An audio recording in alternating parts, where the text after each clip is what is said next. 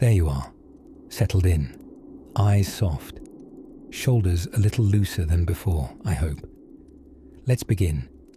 You, a Victorian washerwoman. My dear insomniac, you wouldn't last till dawn. First of all, forget bubble baths, scented candles, or even the revolutionary luxury of hot running water coming from a tap. In 1837, hot water meant that someone, possibly you, lugged an iron kettle over to a wood-burning stove and nearly sweated into a petticoat just to coax the liquid from lukewarm to scalding. A process requiring hard-won patience and forearms that could knock over a small ox. And yes, that's just to make the water think about boiling. Now, imagine it's 4:30 in the morning. You'd have been up by then. Outside it's mostly silence and the cries of crows with strong opinions. The fog is bound in tight around the chimneys, damp with the scent of soot and yesterday's potatoes. Within your damp cottage, the air smells faintly of lye soap, week-old cabbage, and ambition. Your washing day, almost always Monday, that grim mistress of a morning, begins before anyone else's. Even the bakers look out their windows and shiver at your dedication. First, you fire up the copper, a great metal cauldron that would be incorrectly romanticized by medieval films and just correctly feared by Victorian working-class women. It took about an hour to heat, which was an hour you could spend fending off mischievous children, patching your own mended fingers, or vigorously trying to remember why you were born in a century where corsets existed. Then comes soaking the clothes. Victorians didn't do 3 loads per day in a machine with 47 digital settings. They believed in one almighty load of doom, encompassing the entire week's worth of filth. Mud, grime, chimney soot, spilled gravy, the occasional existential dread. All of it went into the same tub to soak, while the washerwoman prepared something historically ominous called soap jelly. Soap jelly was not delightful. Made by grating hard bar soap into boiling water and stirring it into a gloppy grey paste. It looked a bit like pudding if pudding had tragic childhood memories. This jelly was then rubbed, beat, or pounded into every stitch of clothing with a zeal that bordered on spiritual warfare. Blouses, bloomers, and breeches didn't just get cleaned. They were punished for ever seeing use. And have I told you about the scrubbing board yet? A medieval invention that inexplicably survived into the 19th century. It was a ribbed instrument of laundry torture that required you to hunch over a basin for hours, elbows deep in greyish suds, scrubbing until your fingers were red and profoundly disappointed. Some women used their knuckles, others their elbows. A few had special sticks. At this point in your Victorian washerwoman experience, it's probably still only 80 Euro AM. You are soaked to the knees, flecked with ash, lathered in sweat, and you've used muscles no modern gym dares isolate. And then came the rinsing. This was not the fun part. No splishy, splashy joy here. Rinsing was its own separate rinse and repeat nightmare. Each garment was plunged again into scalding or freezing water, depending on the whims of your copper or the proximity of a well, then wrung out by hand. Wringing, dear listener, was a tricep endurance sport. And don't even dream of a mangle.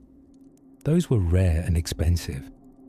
Unless you worked in a posh laundress shop where such equipment appeared like phantoms out of factory catalogues, everything got wrung out by force. A violent symphony of corseted talk and soggy linens. By lunchtime, if you had time to notice such bourgeois trivialities, your back would ache like a tragic poem, your nails would be reduced to nubs, and your fingers puckered in ways that inspired Victorian horror novelists. Drying was no picnic either. If the sun was shining, which, this being the United Kingdom, it was not, You might have a line or two in the backyard. Otherwise, you'd be stringing up damp trousers over everything in your house that stood still long enough. Chairs, stair rails, sometimes even yourself if you dared pause too long. And the smell? A heady blend of damp flannel, smoke, and humble pride. Do all that every Monday, rain or black frost, and you've earned a secret handshake with every ghostly washerwoman still lingering in the cobbled alleys of Leeds or Wapping. They'd tip their mob caps and nod, wordlessly saying, "You've earned your cup of lukewarm weak tea, and perhaps half a boiled potato. But for now, you're safe. Warm in your bed, dry I hope. Try to thank your duvet later. If these stories help you drift off, please subscribe to the channel. It would mean the world to me. And before you fully fade into dreamland, I would love to know where you're listening from and what time it is there. Let us wander gently next toward the crispy world of starch, stiff collars, and the art of ironing with volcanic metal bricks. But that lies ahead. The sun, in the manner of someone who didn't particularly care for Victorian Mondays, rose with a kind of groggy reluctance over the soot-smudged rooftops of East London. In the narrow alleyways huddled between rows of coal-dusted tenements, a pale golden light slunk through the fog like it was unsure whether it had permission to be there. Inside a small, damp back kitchen, if we're being generous with the term kitchen, a woman named Edith Marjorie Wattleby had been awake not since dawn, but rather since the very notion of dawn was but a rumour. You see, being a washerwoman was less of a job description and more of a lifelong, all-consuming destiny. The laundry didn't wait, and certainly neither did the laundry's owners, many of whom hadn't picked up a scrub brush in years, but did somehow manage to complain if their linens weren't blindingly white, stiff, enough to stand on their own, and pressed flatter than a 2-day-old meat pie. Edith's morning began, not surprisingly, without anything the modern world would recognize as coffee. Instead, her sustenance came in the form of bread crusts so hard you could file your nails on them, and tea that tasted like it remembered leaves once existed somewhere in its family tree. Her first order of business, every day, was fetching the water. Now, this might seem like a refreshingly rustic task until you remember that most homes in 1840s London did not have running water, or if they did, it tended to run in the wrong direction. So off Edith would go, balancing 2 heavy pails, one in each calloused hand, making her way to the nearest public pump. The word queue doesn't fully capture the experience. It was more like a polite standoff between women in aprons, wielding buckets like medieval shields, and discussing whose husband's cough had worsened, whose baby was teething, and whose landlady was most certainly violating every known law about humane bath conditions. By the time Edith schlepped the water back to her basement quarters, nearly 3 stone heavier thanks to the ineffable density of Victorian H2O, her arms felt like boiled noodles left too long in the pot, only considerably less tan. Then came the heating. Oh yes, the water mustn't merely be wet, it had to be steaming. This meant stoking the hearth, feeding coal into the tiny black maw, and blowing until her lungs ached just to coax a modest flame. The fire would groan to life with all the enthusiasm of a teenager asked to do chores, casting flickering orange shadows on the smoke-grey walls. Now, I know what you're wondering. Surely, at this point, Edith finally got to wash something. Not quite. Before she could even dip a single petticoat, she had to make her soap. Store-bought soap was a thing, true, but often too costly for most working-class families and packed with enough harsh chemicals to peel wallpaper. Instead, Edith grated her own soap from strange yellowy bricks, made from ashes and leftover fats. Yours, mine, or anyone's, really. Whatever was handy. Piled beside the washtub were mountains of laundry items that somehow managed to be both voluminous and incredibly specific. Ruffled chemises the size of bed canopies, stockings thick enough to be mistaken for boa constrictors, drawers, not furniture, but voluminous undergarments that required their own postal code.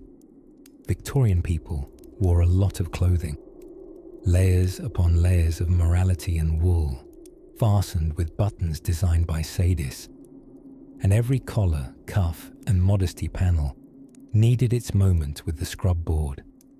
With her strong hands wrapped in muslin to hide the cracks, Edith dunked the first sheet into the scalding water with a hiss and a hiss of her own. The wooden washboard was her instrument, and she played it like a woman punishing demons. Hand washing in this era wasn't some picturesque swish-swish from an old painting. It was a grappling match between soap, stains, and sanity. Starch, you ask? Oh, we're getting to starch. But not quite yet. The water, over time, turned the colour of weak stew, the kind made from a single turnip and abject regret. And by midday, Edith had only just begun. Still, in the dim steam-laden room, illuminated by a single guttering candle and the quiet strength of her determination, she laboured on. The thump of garments against the wash bench, a sort of domestic percussion, was the heartbeat of her world. And so the day wore on, wet, heavy, and unrelentingly soapy. But even as her back ached and her fingers puckered into pruny fossils, Edith carried on. Because tomorrow there would be starch. And starch, dear listener, has never been as simple or as mildly weaponized as it was in the days to come. Let's drift together into the grey morning haze of a Victorian Monday. A day that for many spelled not just the start of the work week, but the clattering, splashing, bone-aching overture to laundry day. If you've ever put off doing your modern laundry because you couldn't be bothered to press a button, I regret to inform you, you would not have survived the daredevil domestic gladiator sport known as Victorian washing. As the first roosters yawned somewhere in Wiltshire, our hypothetical Victorian washerwoman was already up, eyelids pried open by necessity and a sense of duty that borders on unreasonable. Porridge for breakfast? At best maybe. A scrap of yesterday's bread and a warm sigh before the day began. And then, to the scullery, or the wash house she went. Her workplace might have been a damp lean-to in the backyard or a cold basement with ambition. Water, you see, didn't just arrive like magic through pipes at the washwoman's command. No, it was summoned with fire and muscle. First, draw the water, then carry the water, then boil the water. Each step as delightful as it sounds. The average large load required dozens of gallons, giving our heroine bodybuilder calves and the shoulders of a Greek statue sculpted entirely out of heartbreak and suds. The boiling of linens, yes, linens were boiled like morally corrupt tea bags, took place in a fearsome beast called the copper, a big metal cauldron. And she wasn't stirring potions in it, not unless you count the dark alchemy of making stains disappear without chemicals or hope. Into the copper went water and soap, a generous term for a waxy brick of homemade lye and fat that promised cleanliness and delivered caustic regret. Oh, and don't forget soda crystals, if she could afford them. Or perhaps a slice of lemon from an obliging citrus, if one were being particularly decadent. Once the boiling began, so did the supervision. Leaving boiling water unattended, after all, was how you lost your house, or your linens, or your eyebrows. So she watched it, fed the fire, and stirred with a wooden stick that, if it could talk, would speak of unspeakable sorrows and underpants. Now, while all of this was happening, our brave washerwoman wasn't alone. Usually, one did this with the help of sisters, neighbours, or older children with no legal representation. Because washing day was a communal affair, a wet, steamy symphony of gossip, groans, and several dozen versions of "Why does this sock never come clean?" And then came scrubbing. Forget your modern laundry pod commercials featuring gentle swishing and pleasant jazz. This was an all-out assault with a washboard, the corrugated metal nemesis of grime. Shirts were tackled as if they owed her money. Stains were scoured by hand using a bar of stiff soap, and the kind of elbow grease that would make a bodybuilder weep. Of course, this was before detergents knew anything about pH balance or stain-lifting enzymes. The only enzyme involved was the one inside your aching arms, screaming for mercy. Bleach, that would be lye or borax. Or if you were budget-minded, perhaps sunshine and prayer. And a mere few hours later, if you can still feel your fingers and haven't slid into a steaming puddle of existential defeat, the rinsing began. That means draining the copper, refilling with clean water, remember, draw, carry, boil, and running every item through once or twice, lest any soap remain and irritate someone's delicate Victorian armpits. But wait, you're not done yet, because these clothes aren't going to wring themselves. Victorian wringers, the industrial predecessors of your spin cycle, were hand-cranked machines that took the wet clothes and squashed them through two rollers like an angry pasta maker for cotton. These were machines that bit. Loosen your focus for a second, and they could take your fingers and your faith in mechanization in an instant. Once suitably wrung, the garments were transported outdoors or to a drying room, weather depending, to be hung on lines and transformed slowly by the wind and sun from soggy regrets into crisp, if somewhat stiff, garments. Congratulations. It's mid-afternoon now. In a few more hours, everything will be dry, or you'll wish it were, and the ironing and folding begins.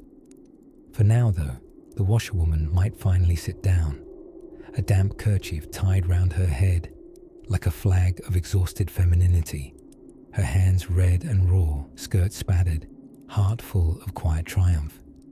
And at the very bottom of her laundry basket, one sock, still dirty, staring up at her like a Victorian haiku of despair. But laundry in the Victorian house was never a solitary task.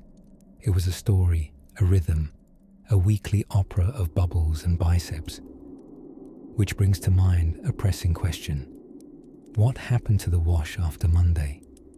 If laundry day began with fire, steam, and very possibly tears, the days that followed would be dictated by drying, starching, and yes, an embattled mountain of ironing. And if you think the ironing was simpler, oh dear, listener, we are only just beginning to press into the details.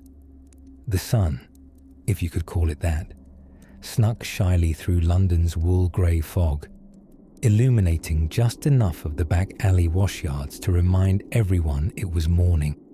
Again.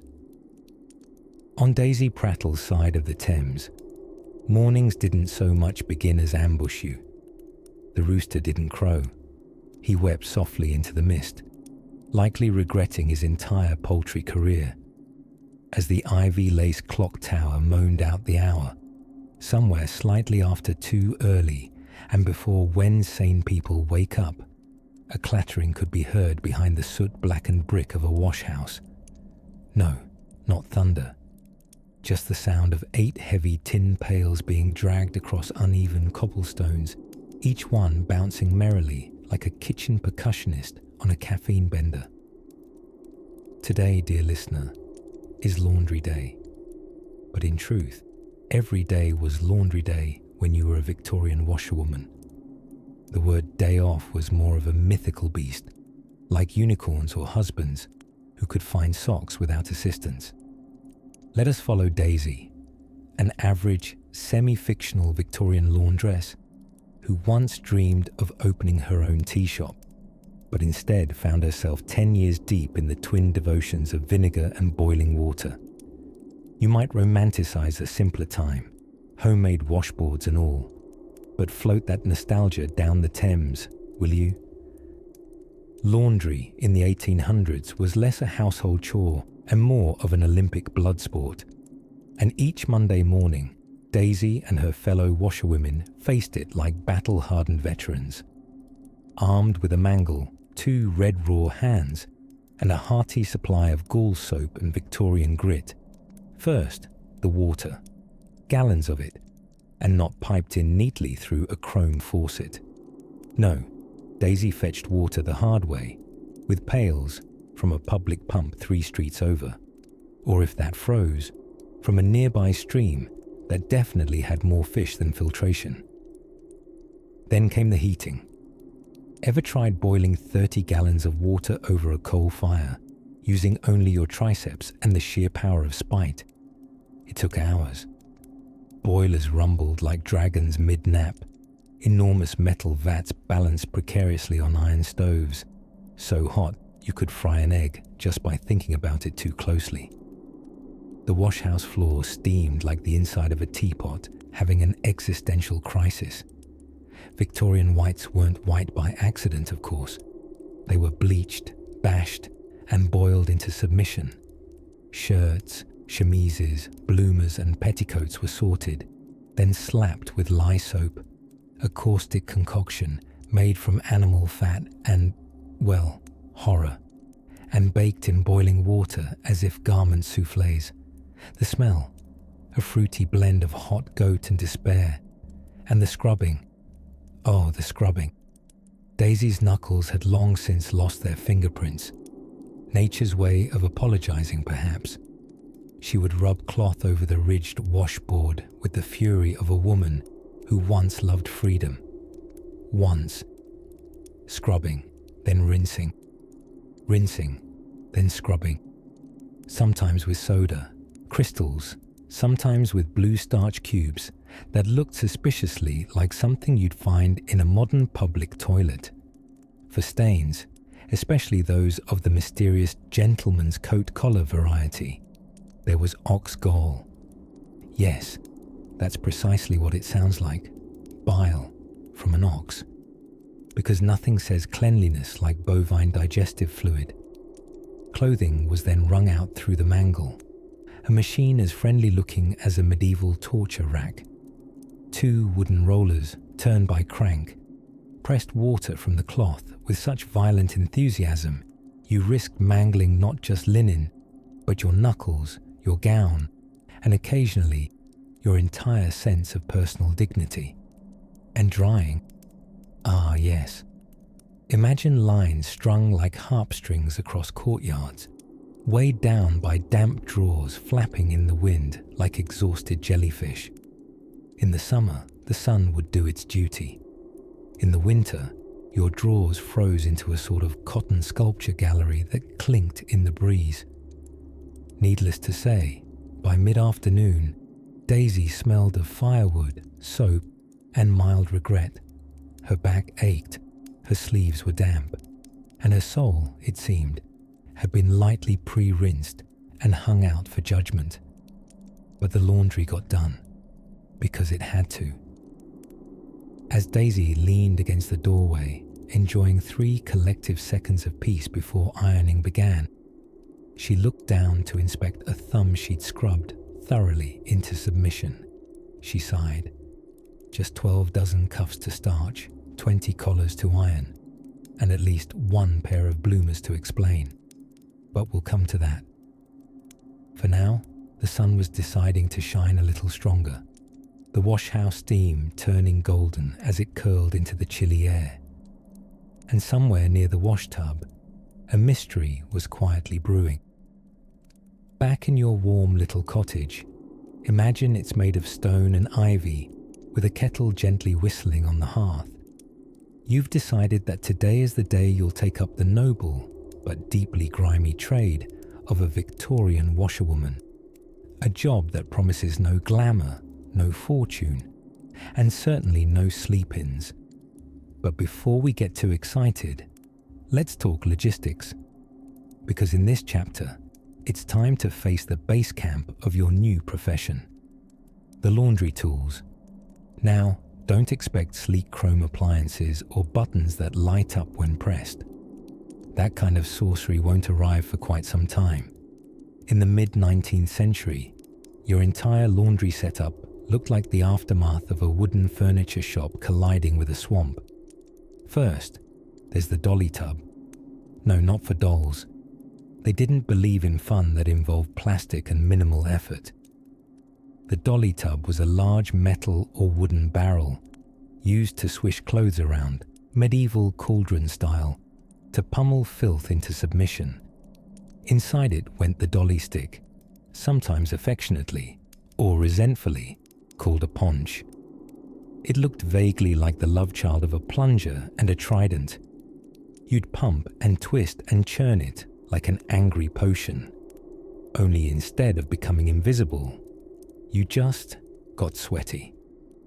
Then came the washboard, a deceptively musical-looking object that, in theory, helped remove grime. In practice, it doubled as a reliable destroyer of knuckles. Victorian advertisements did not mention that your hands would resemble peeling apples within days. And we mustn't forget the mangle, part contraption, part punishment device. Two thick rollers connected by a heavy crank. It was used to squeeze the moisture out of clothes. There weren't many words in the average washerwoman's vocabulary that could properly express the emotional betrayal of the mangle, especially when it swallowed your apron whole and you had to battle it like an out-of-breath knight wrangling a very wet dragon. Of course, owning such items was a luxury. If you worked in a wealthier household, the laundry tools belonged to your employer, and there were rules. Heaven help you if you dented the mangle or misplaced the dolly stick. More than one washerwoman had her wages docked for failing to keep a dolly stick free of splinters, because apparently the wood had feelings. As for water, well, don't get your hopes up. Neither plumbing nor convenience lived in Victorian laundry rooms. You hauled every drop manually, usually from a backyard pump or public standpipe. In winter, the water might be frozen. In summer, it might be, shall we say, biologically active. And heating it required a fire strong enough to warm a medieval banquet hall. Just lifting a steaming bucket of wash water was like entering an Olympic weightlifting contest with a wet wool cape tied to each limb. Let's also take a moment to appreciate the soap. Today's scented, skin-friendly formulas, a future dream. The Victorian alternative was made of tallow, boiled animal fat, with a dash of caustic soda stirred in for that extra tangy burn. It was crumbly, smelly, and best friends with skin irritation. Dermatologists of the era mostly suggested just toughen up, or failing that, praying to a local saint. Gloves, another luxury. Washerwomen developed thickened, cracked skin described, not lovingly, as laundry hands, a sort of badge of courage worn up to the elbows. Think of it as manual exfoliation, but with centuries of societal pressure attached. Occasionally, for tougher stains, substances like soda ash or even lye would be added. Yes, lye, the very thing that could clean a garment or dissolve your dignity simultaneously. Bleach as we know it didn't arrive in handy squeeze bottles. Instead, stubborn whites were laid out in the sun atop grass, literally bleached on the lawn. An utterly passive process the Victorians referred to as grassing, a delightful euphemism for letting nature deal with the mess because your arms had given up around midday. All these tools, these stubborn slabs of wood and iron, weren't stored in tidy little laundry closets either. If you were lucky, you had a shed. If not, they lived alongside you, crammed in under stairwells or hanging from rafters like the world's saddest decorative mobiles. And so, as twilight settles on this fictional Thursday, you can almost hear the clunky slosh of the dolly stick, the slow turn of the mangle, the hands of time blistering by under-scalding soap. The world of Victorian laundry wasn't built for sympathy or speed. It was built by and for those willing to scrub through 6 layers of society's mess and hang it out on a line with pride. But tomorrow holds new trials, because once you have tools, you'll need rhythm. And washerwomen, dear sleeper, weren't just strong, they were symphonic. Sleep now, and we'll find your tempo at dawn.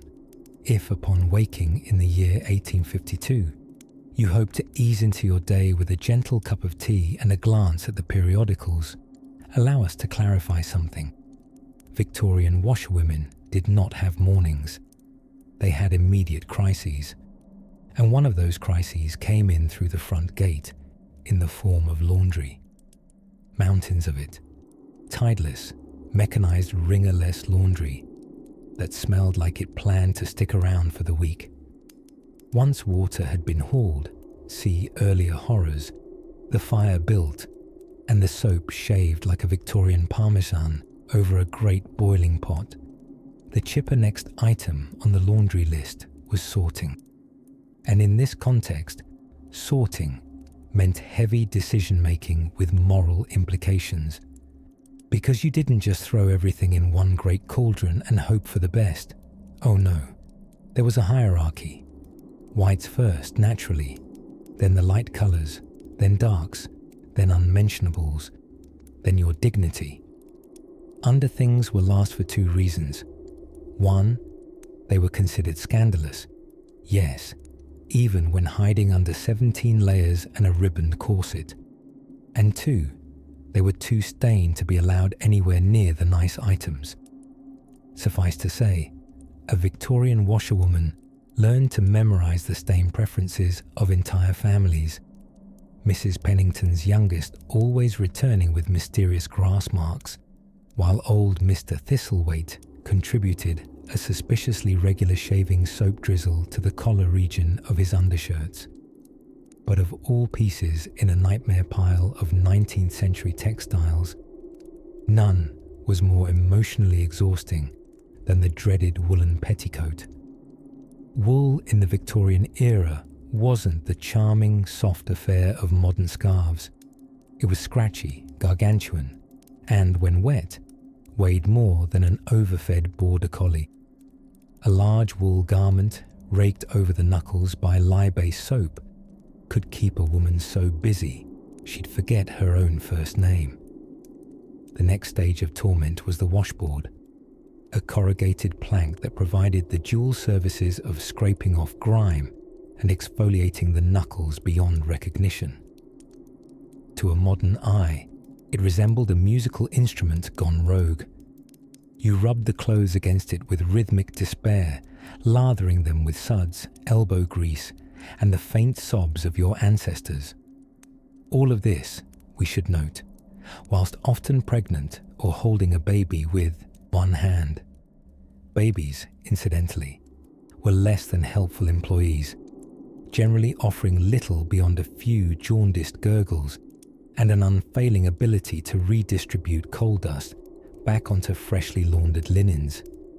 Victorian washwomen did not have uniforms per se, but if they had, it would have consisted of a damp muslin dress, an apron stiff as sarcasm, and a smell that could best be described as hot soap with undertones of tragedy. Now, one might imagine that once the soap stage was done, perhaps there came a moment of reprieve, some sort of early spa treatment featuring lavender rinses and poetic sighs. Sadly, no. Instead came the rinse. Buckets had to be dumped and refilled, clothes swished, pummeled, and wrung out with fingers that had developed the consistency of over-boiled pudding. And rinse water showed no mercy. It was as cold as Queen Victoria on a bad day and caused more gas than a scandal at afternoon tea. It was about this time in the process, knuckle skin scrubbed bald, fingers pruny, lower back staging a coup, that the washerwoman began to engage in light prayer. Not for divine inspiration, but merely the hope that next week the family might stain a little less enthusiastically. Perhaps ruin a nightshirt instead of 3 waistcoats. One could dream. Of course, dreaming was a luxury, and we haven't even reached the drying phase. But that, my dear listener, is a tale to be gently unspooled next time. Perhaps as softly as a line of clean sheets fluttering on a breezy Monday afternoon, before the coal smoke rolls in. Now then, let's glide toward the next part of your day as a Victorian washerwoman, with the serenity of someone who gave up hope an hour ago and decided to just accept their fate. By this point, your back is making creaky little complaints. Your hands are a patchwork of blisters and soap burns, and you haven't felt your ankles since the sun rose. But never mind that. It's time to deal with the fun-sized monsters, otherwise known as stains. You see, in the late 19th century, laundry wasn't simply about getting things mostly clean. It was about purity, moral, spiritual, and sartorial. Victorians loved a bit of symbolism, and nothing quite embodied one's decency like aggressively whitened linen. A spotless shirt collar was your ticket to social respectability. A smudge was basically an invitation to scandal and social ruin. A mustard blotch, outright moral collapse. So now, dear washerwoman, it's time to enter the sacred rite known as rubbing. It's precisely what it sounds like, but without any of the spa music. Armed with a bar of yellow household soap, the size and texture of a small paving stone, your task is to scrub each garment with a fervour generally reserved for summoning lost souls or coaxing stiff meringue. The soap, incidentally, is made from rendered animal fat and soda ash, meaning yes, your hands will emerge smelling like you spent the afternoon exfoliating bacon. As soon as soap meets fabric, the eventual wrestling match begins. Stains may include, but are rarely limited to, ink, soot, goose grease, tea, engine oil, lamb stew, long walks by muddy lanes, errant coal dust, and the unknown mechanisms of toddler behaviour. A particularly tricky offender. Madeira wine, popular among the gentry and maddeningly resistant to anything short of divine intervention. You'd apply the soap directly to the stained area, then rub with either a stiff bristled brush or, if you're fancy, a ribbed washboard. The latter sort of looks like a cheese grater's polite older cousin. Rows of grooves amplified your scrubbing power, but also transformed fingers into pruny messengers of pain. You might hum a tune to pass the time, perhaps something upbeat, like "I cannot feel my spine anymore, la la la." In larger laundries, some even used things called dolly sticks or possets, which were wooden tools that resembled chubby plungers. They were spun around in wash tubs like a churning paddle, sloshing water and soap through layers of linens with impressive force and considerable splash radius. A skilled washerwoman could control one with the finesse of a caffeine-deprived conductor. You're mostly hitting yourself in the ribs. But don't stop now, because time is marching forward. Blame steam engines, blame industrial revolutions. But the 19th century refused to slow down for anyone, least of all someone still wrestling gravy remnants from a lap napkin. And as clothing began to shift from homespun simplicity to tailored complexity, your job grew even worse. Ruffles, piping, embroidery, corset covers, skirt flounces, pin tucks. Each delightful detail designed to express elegance required custom TLC. You weren't just rubbing laundry anymore. you were navigating textile topography. A quick note about colours. Victorian washing meant treating white separately, of course. Using bluing agents, which were, well, actual blue. Bluing came in tiny cloth-wrapped balls and was added to rinse water to make whites appear whiter by optical illusion. Too much blue and your table linen looked like a sailor's day off. Too little and no one would believe you knew the Lord's Prayer. In some households, the bark of soap and hiss of boiling water would be joined by the high drama of Reckoning Day, where clothes were examined for telltale signs of improper laundering. Yellowed armpits, torn seams from over-anxious scrubbing, or a pair of socks still unmistakably sock-shaped in scent. It wasn't just an inconvenience, it was an accusation. At this point, you might feel tempted to weep gently into a lace antimacassar. But alas, it too would stain. And guess whose job it would be to clean it? Correct. Still yours, but soft. What's that?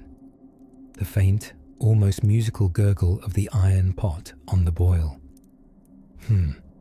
That means phase 3 is coming swiftly. Boiling. The moment when the boundaries of hygiene and medieval cauldron chaos joyfully blur. Rest for now, weary laundress. Gather your breath. Tomorrow's whites are nearly ready to face the inferno.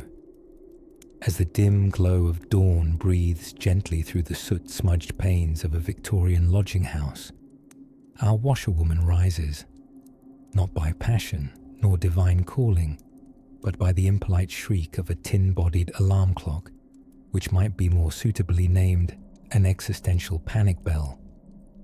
There is no snooze button. There is only the dismal certainty of laundry. She does not stretch, she unfurls, like a damp sheet from the mangle, creased and unwilling. Her bed is nothing more than a straw-filled mattress with the fragrance profile of a damp dog wrapped in cabbage. This, of course, is a luxury. Many washerwomen shared beds with co-workers, daughters, or the occasional teenage cousin who arrived suddenly from Cornwall with a limp and an ambiguous past.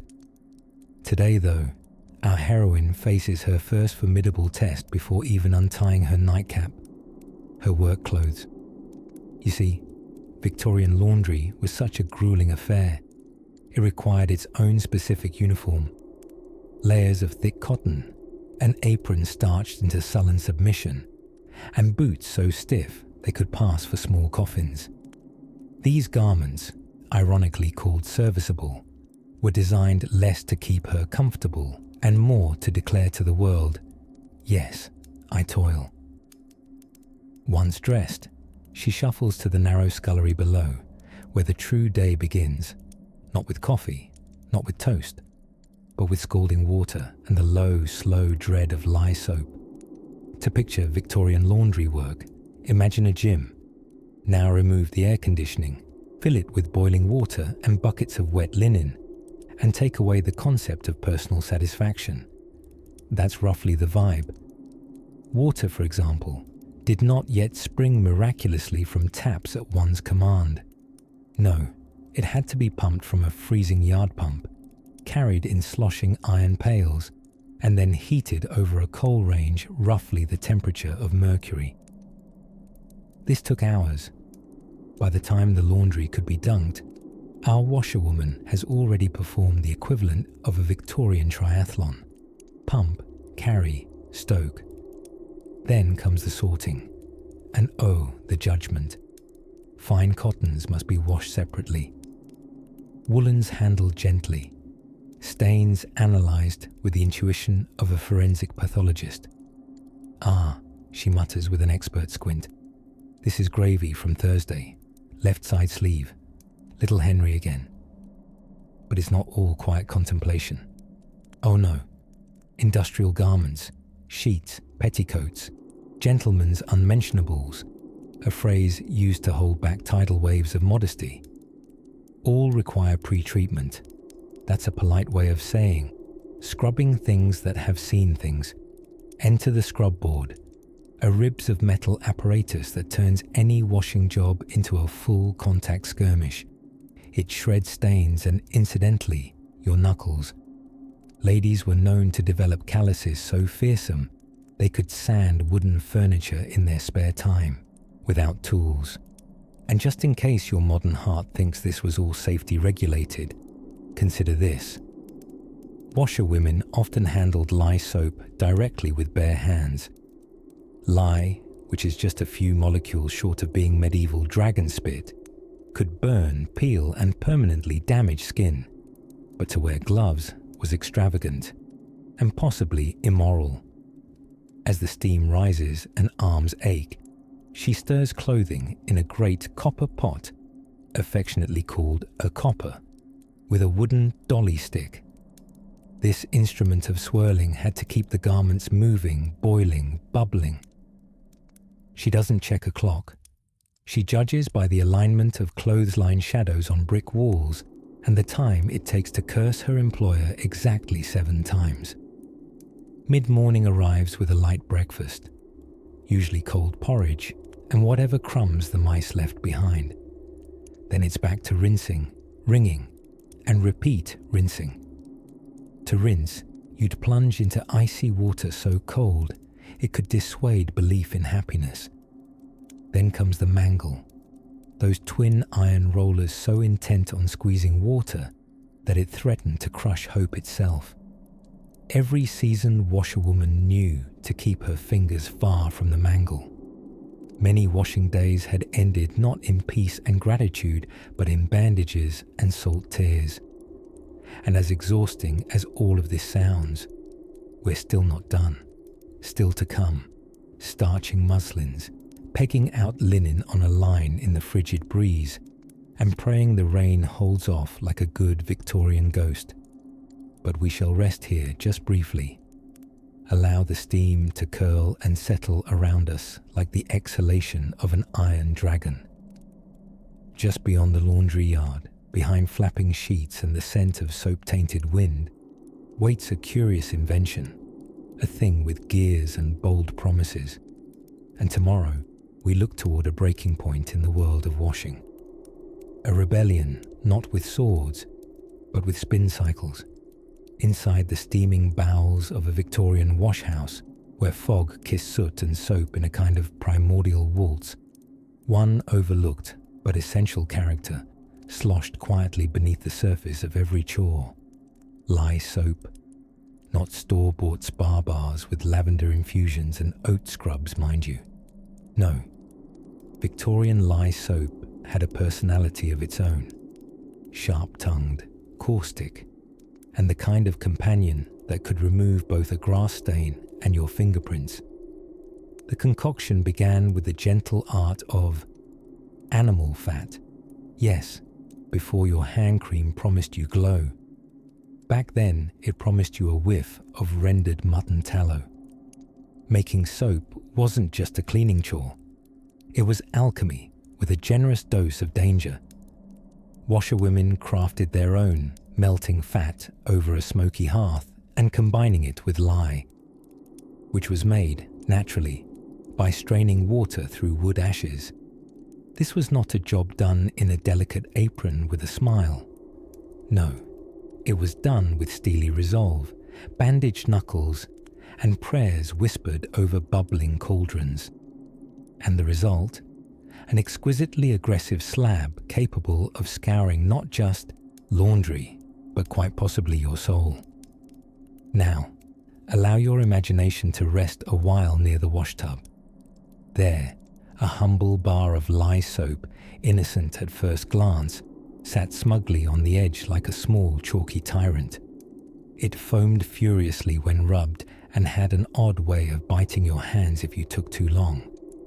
Not so much washing the clothes as reminding them who was in charge. Its effect on cotton bloomers was miraculous. Its effect on human skin, less so. Washerwomen's hands were often raw, red, and oddly waxen. The kind of hands you imagined might crinkle if you folded them just right, like parchment. Ordinary gloves were considered a laughable luxury. if they were considered at all, because nothing got between your flesh and a good battle with stubborn stains. And battle it was. Shirts came with mysterious splashes of ink, trousers with remnants of puddle politics from muddy streets. A washerwoman in Victorian London didn't just pop open a box of detergent and call it a day. She soaked, scrubbed, beat, boiled, then repeated the process until garments surrendered, one by one, to the altar of cleanliness. The soap, you see, wasn't just powerful, it was judgmental. It said, quite clearly, "Your sins will not survive me." Children's clothes, crusted in evidence of industrial grit and public play, had their own arrangement with lye soap. Those garments knew the routine. Children, with their endless capacity to encounter mess, were responsible for half the empire's war on grime. And thanks to lye, mothers rarely needed to punish. The laundry itself was retribution enough. You might ask why they didn't just rinse things with plain water and a hopeful demeanor. But that's because you weren't around in a time when dirt wasn't just unsightly. It was seen as dangerously moral. Yes, grime was social. To be clean was to be godly. To be unwashed was to invite gossip, disease, and possibly a short novel by Charles Dickens. So naturally, soap was a sacred thing. And despite its harshness, or perhaps because of it, lye soap was treated with awe. Washerwomen would trim a bar into portions, almost ritually. They'd whisper tricks to apprentices. Always wear your oldest apron when scrubbing with it, and if your fingers begin to sting by the third shirt, that's how you know it's working. There was no sensitivity skin test involved. The test was, did the cloth bleed? Did the stain beg for mercy? Did your fingertips go numb? If yes, splendid. Carry on. And we mustn't forget the aroma. Today's fabric softener commercials would like you to think of meadows and moonlight and freshly cuddled puppies. Victorian wash day soap offered no such poetry. Its scent lay somewhere between faintly scorched candle wax and week-old mutton tea, with a citrus top note, if the tallow had gone especially sour. Still, once boiled, dried, beaten, and pinned to the line, clothes somehow emerged with a peculiar kind of radiant cleanliness, at the cost of several skin layers and possibly your fingerprints. Tonight, as the imagined steam curls around you and the scent of old soap wafts through your mind, let it remind you that every clean shirt once had a battle worthy of its own opera, sung by a chorus of exhausted washerwomen and one very smug bar of soap. And in the pale morning light of our next recollection, we'll step beside the mangle itself, a device with the name of a villain and the disposition of one too. By the time the sun was inching over the smoke-smeared rooftops of Victorian London, the washerwoman was already knee-deep in grubby shirts and the quiet hum of suffering. Morning hadn't so much begun as it had pointedly refused to sleep in. You might imagine a cup of tea and a slice of toast before the work began, but that would be hopelessly modern of you. No, the Victorian washerwoman began her day not with breakfast, but with blistered hands and the knowledge that, for her, happiness came in the fleeting form of a rare sunny day with a good breeze, a holy trifecta that made drying laundry a little less tragic. And wash day, you see, wasn't really a day at all. It was more of an ongoing siege. Yet, in this chapter of our rather soggy adventure, we pause to admire a lovely and ruinous centerpiece of the laundering profession, soap. Not the gentle, lavender-scented soap of your dreams. Nothing with moisturizing properties. No goat's milk cradled by the hands of artisan soapmongers wearing scarves. Victorian soap was a serious affair, brewed in cauldrons, not unlike those used by witches and tax collectors. A standard soap recipe went something like this. Take water, tallow, that's rendered beef or mutton fat, thank you very much, and sprinkle in a cheerful helping of lye. Ah, lye! A substance whose tagline might well have been, lye, because your skin didn't need fingerprints anyway. Made by mixing ashes from a wood fire with water, lye was alkaline enough to peel wallpaper and fingernails. Washerwomen prepared it not with gloves, but with experience and everlasting resignation. This, dear dreamer, is what she scrubbed your Victorian socks with. Soap making, if you dared to do it at home, perhaps to save a farthing or impress a judgmental neighbour, was a laborious dance with danger, the kind where oops might mean all your laundry dissolves, or your eyebrows. Store-bought soap did exist, of course. There were bright green bars of sunlight soap and slabs of carbolic, with the aroma of recently washed villainy. But even then, one had to be rather choosy. Some cheaper varieties were so highly adulterated, they might as well have been solid forget-me-nots of industrial waste. There were murmurings in some poorly lit corners of the city that certain soap manufacturers extended their supplies with the help of brick dust, bleaching powder, and, on special occasions, sawdust. Not exactly spa-grade exfoliant, but oh, how it scoured the soul. For all its cranky texture and dubious ingredients, soap was still a luxury the poorest families rationed like secrets. 1 bar for all washing needs, from underpants to upper arms.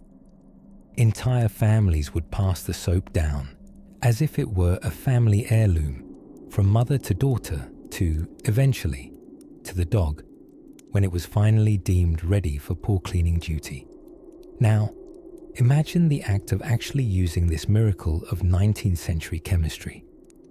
The Victorian washtub, as charmingly rustic as a garden planter today, was an iron-bound wooden beast capable of blistering heat and existential ennui. Soap was grated into the hot water with a wire cage or simply hacked at with a knife, like cheese angry at the world. Suds were generated through sheer determination and a sort of sloshing that could shake loose dental fillings. And yet, soap didn't do everything. For the absolutely defiant stain, like chimney soot, spilled ink, or the lingering scent of dashed dreams, there existed a Dickensian arsenal of stench and sorcery. Bluing, for instance, a technique that involved adding a bit of synthetic blue dye, often powdered ultramarine or, if one was unlucky, Prussian blue, to make yellowed linens appear dazzlingly white to the eye. Did it clean them? Heavens no.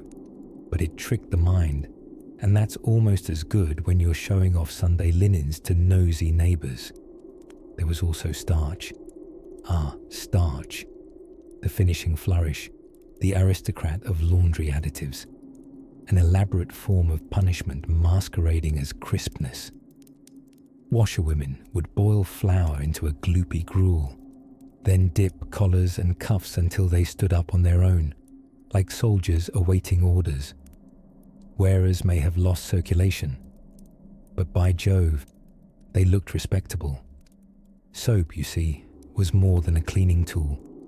It was a quiet battle cry, a symbol of domestic order plastered across the chaos of coal smoke and chamber pots.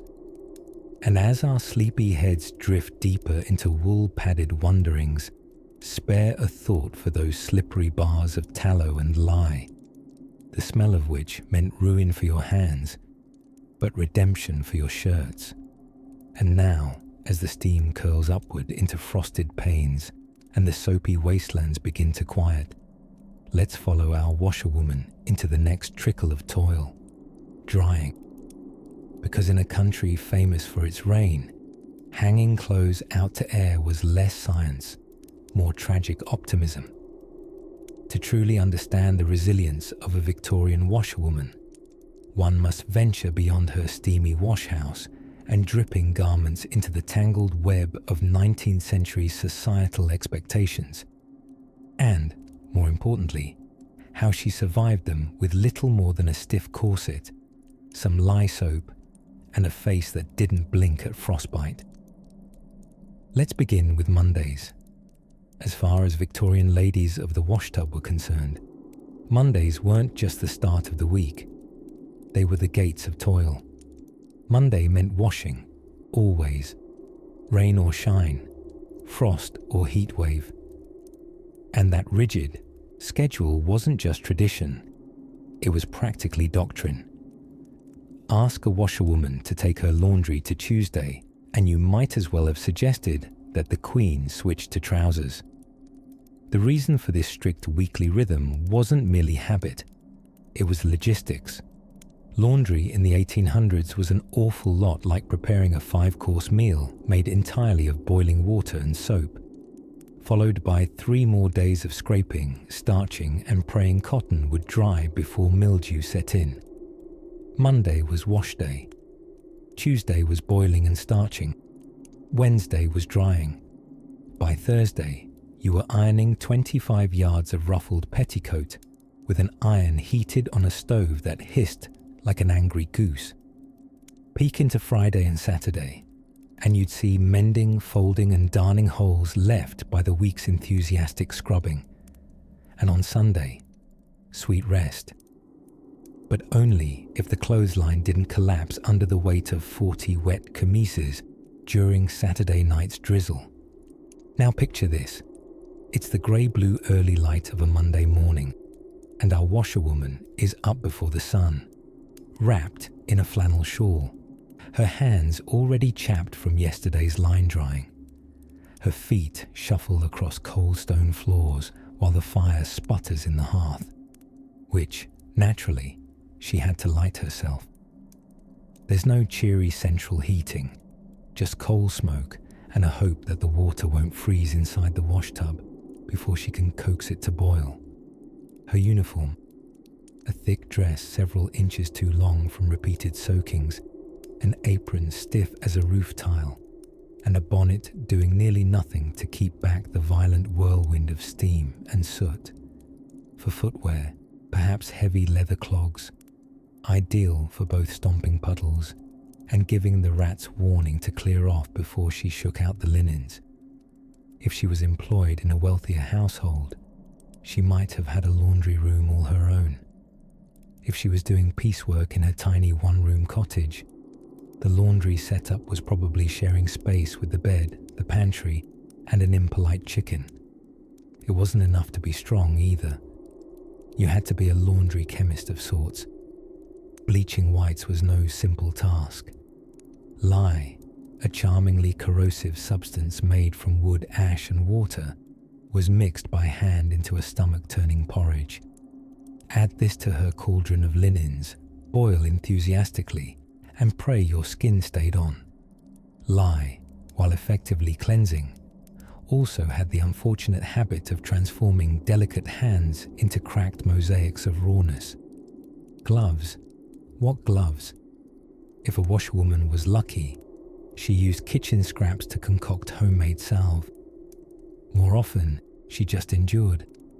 Meanwhile, stains were their own form of diplomacy. Bloodstains from the master's shirts, not a word. Ink from the children's mischief. Firm rubbing with milk or urine, depending on who you asked. Yes, urine. Victorian folk wisdom dictated that stale urine worked marvellously as a stain remover, a fact that surely made for fascinating household fragrance. By midday, the steam would turn the air in her washroom into something not unlike a tropical cloud forest, minus the orchids. One couldn't simply hang the clothes to dry and have a sandwich. Oh no. Each item had to be wrung out first, either twisted vigorously by hand until your wrist begged for mercy, or, if you were lucky, with a mangle. A terrifying device of solid wood and iron that looked suspiciously like a medieval weapon repurposed for laundry. the wrong angle with a mangle, and you could lose a finger to your bedsheets. Yet, even as the fire dimmed and the drying lines sagged under the estate's bloomers, the washerwoman hummed. Perhaps it was a hymn, or a folktale set to melody. Maybe just the gentle rhythm of someone who knew that despite all this, the burns, the blisters, the backaches, there was honest pride in scrubbing another's linens until the whites nearly sparkled and didn't smell too much of soot. And if you think Monday was splendid, just wait until you meet Tuesday, when the linens got their second baptism, in starch. But we'll come to that soon enough.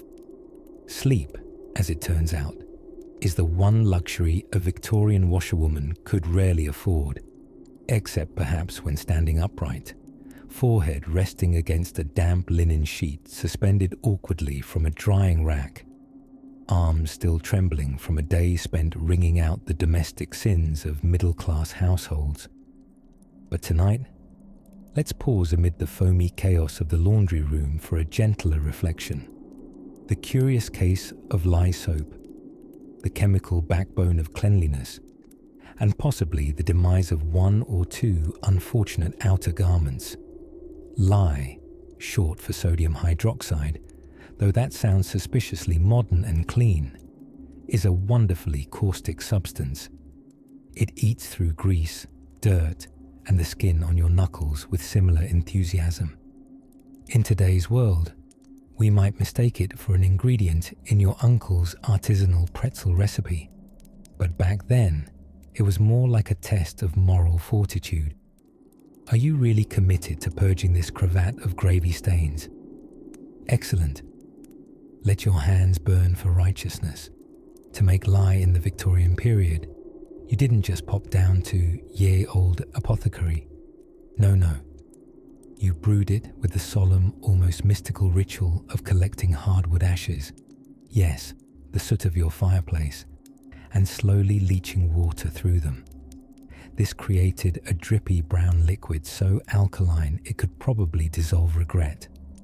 Then, for extra tongue-in-cheek Victorian efficiency, you'd mix it with rendered animal fat to make soap, a process that smelled not unlike a haunted butcher shop during a summer heatwave, and thus soap was born, or more accurately, conjured. This gritty combination of tallow and lye was stored in fat little blocks stacked menacingly near the laundry tub. If you dropped one on your foot, you'd bless the pain because it ensured you still had toes to feel it with. Washing with lye soap was less a task and more a battle of body and spirit. First came the soaking. Clothes dunked in boiling water until they resembled the garments of very small, very wrinkled ghosts. Then, out came the scrubbing board, a corrugated instrument of blister-inducing vengeance. A washerwoman would rub each article of clothing across the washboard with the fervour of someone trying to erase history. Shirts, underthings, petticoats, all were scoured until they were clean or had given up entirely. Now, you might be asking, why didn't they wear gloves? A fair question, and the answer is less exciting than tragic. Gloves were an expense, an inconvenience, and uncomfortable in prolonged wetness. Instead, washerwomen developed what was known, affectionately, by nobody, as laundry hands. A pair of red, cracked, stiff mitts that told the story of a life scrubbed raw for someone else's comfort. And just to keep everything interesting, consider this. Laundry rooms had no plumbing. Water had to be hauled in buckets, boiled on enormous black ovens until it hissed like a kettle with a temper. All this steam transformed the room into a sort of grimy indoor rainforest, with condensation forming on walls, ceiling, and faces. The air was thick with heat, soap fumes, and the scent of laborious desperation. If the washerwoman had children, and most of them did, they ran about unsupervised during laundry day, sometimes amusing themselves by sliding across slick tiled floors or licking things they really shouldn't. Infants might be perched in laundry baskets, looking like soiled cherubs in cottony cradles, while their mothers wrangled soaked garments that weighed more than a large goose soaked in gravy. Coincidentally, probably one of the stains in the laundry that day. And while today's detergents boast lavender and lily accents, the soaps of the Victorian era informed a different olfactory narrative, something between wet dog and scorched stew. Cleanliness didn't exactly sparkle back then. It sort of glistened ominously. Still, amidst the suds, the rags, the scalded fingertips, there was an art to it, a rhythm, the echoing slap of linen on board, the hiss of boiling water, the whir of skirts rustled by movement. It was a symphony no one asked for, and yet it played, week after relentless week. And once the worst was over, the soap rinsed, muscles aching and faces damp, there was still the wringing, the drying, the ironing and the folding. But shh, it's best not to think of that now. Settle into this steamy corner of history. Watch the soap bubbles drift upward like tiny, gleaming ghosts of effort. Somewhere, a sheet flutters on the line, catching the moonlight and a trace of autumn wind. And just beyond this weary little world of lie and labour, something new stirs, a peculiar, clattering invention involving clothespins, rotating drums, and, dare one say, a whiff of liberation, of all the indignities endured by Victorian washerwomen, from cracked knuckles to perpetual dampness of soul. Perhaps none were quite so subtly tormenting as the business of soap.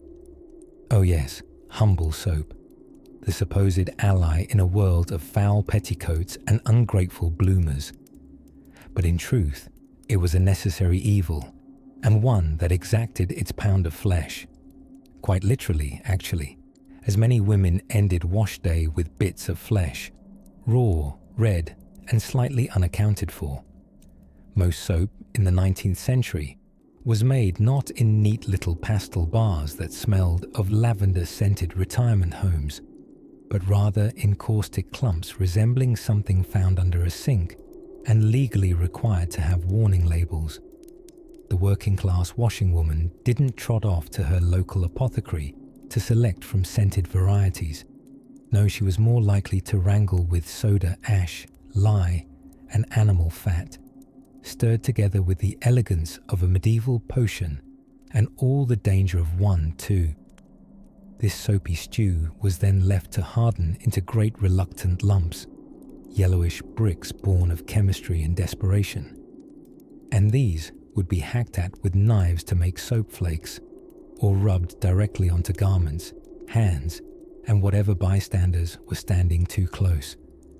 Now, one might think the worst part of lye is its terrifying name, but I regret to inform you, the worst part is that it rather enjoys melting things, including skin. Gloves might seem like a sensible solution, but most washerwomen couldn't afford the luxury of leather barriers, so instead, their hands bore the tale of their trade, red, raw, and constantly reminding them with every touch of bread or beloved child that soap was not their friend. It was a frenemy, really, complicating their life while pretending to be helpful. And then there's the scrubbing board, a gleaming emblem of the domestic arts in nostalgic illustrations, yes, but in practice, imagine using a corrugated sheet of tin to angrily massage every article of clothing your entire family has ever owned.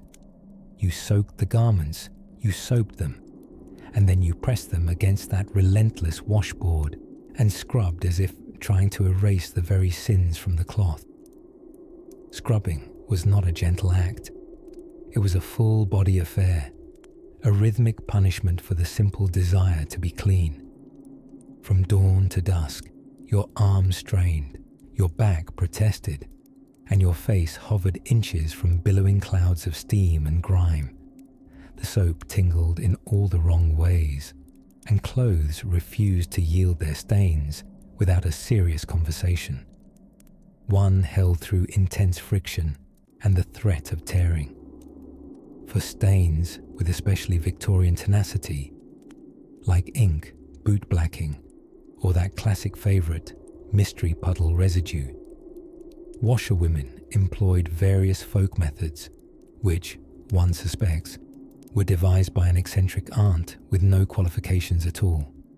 Items like stale milk, potato peelings, salt, and even mashed up onions were recommended in popular housekeeping books. A dubious stain might be doused in vinegar, left out under a full moon, and then beaten with a bunch of nettles, not for cleaning purposes, but probably from sheer frustration. And let's remember, the washing itself wasn't done in tidy little chores spread out across the week. Monday was the great reckoning, wash day, the day when households turned into steamy battlegrounds and the very air became heavy with soap, sweat, and the irreversible decision to wear all white undergarments in a coal-fired world. There were no washing machines humming helpful tunes, no gentle cycles or spin settings, just a woman, her soap brick, an indifferent washboard, and perhaps, if she was lucky, the assistance of an older child who could be bribed with tea biscuits and menace. And yet, despite the blistered hands and soap-induced hallucinations, there was pride to be found in a line of freshly boiled linens hanging outside, fluttering like surrender flags to a velvety sky. Cleaner clothes meant dignity, decency, and surviving another week of scrubbing one's way through society's mess, literally. So now, as you stretch your fingers and marvel at how soft they are, consider what luxuries you're surrounded by. Fabric softener, automatic dryers, and the bizarre miracle of wrinkle release spray, a tidy miracle in mist form. We've come a long way. Still, our Victorian washerwoman's day wasn't done once the washing ended, not by a long shot. After all, those dripping garments weren't about to dry themselves, and her arms, however heroic, weren't prepared for the wind and the line dancing required to hang a week's worth of laundry before sundown. Let's wander into that next, shall we? By the time the sun hovered at its reluctant noon, not quite committed to warmth and certainly not to drying out anything soggy, the washerwomen of Victorian Britain were locked in a steamy power struggle, not with each other, heavens no, but with a formidable enemy, starch. Starch, that innocent white powder glinting like sugar in its jar, may seem today like a quaint laundry accessory or something you avoid spilling on your jeans.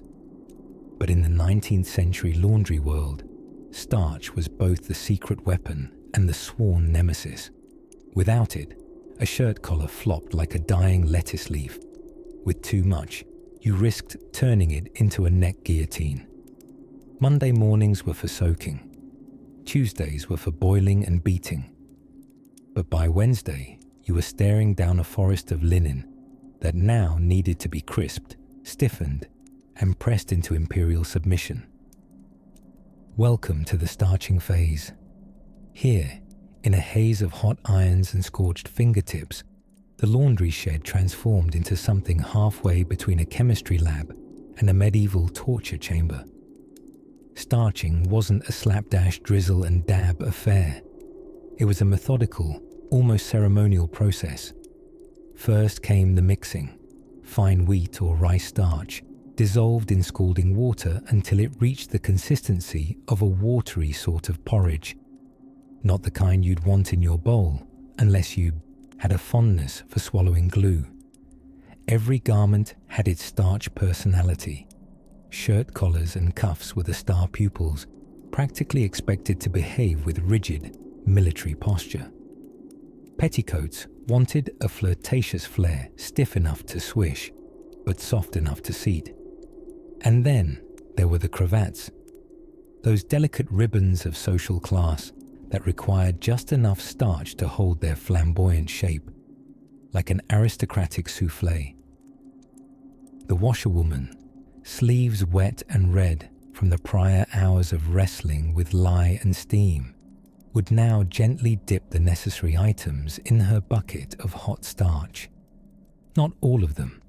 The body of a shirt might remain blissfully flop-ridden, while its collar became a ring of firm rebuke. Each dipped item was then wrung, twisted, snapped, and jiggled about until it lost the gloppy excess.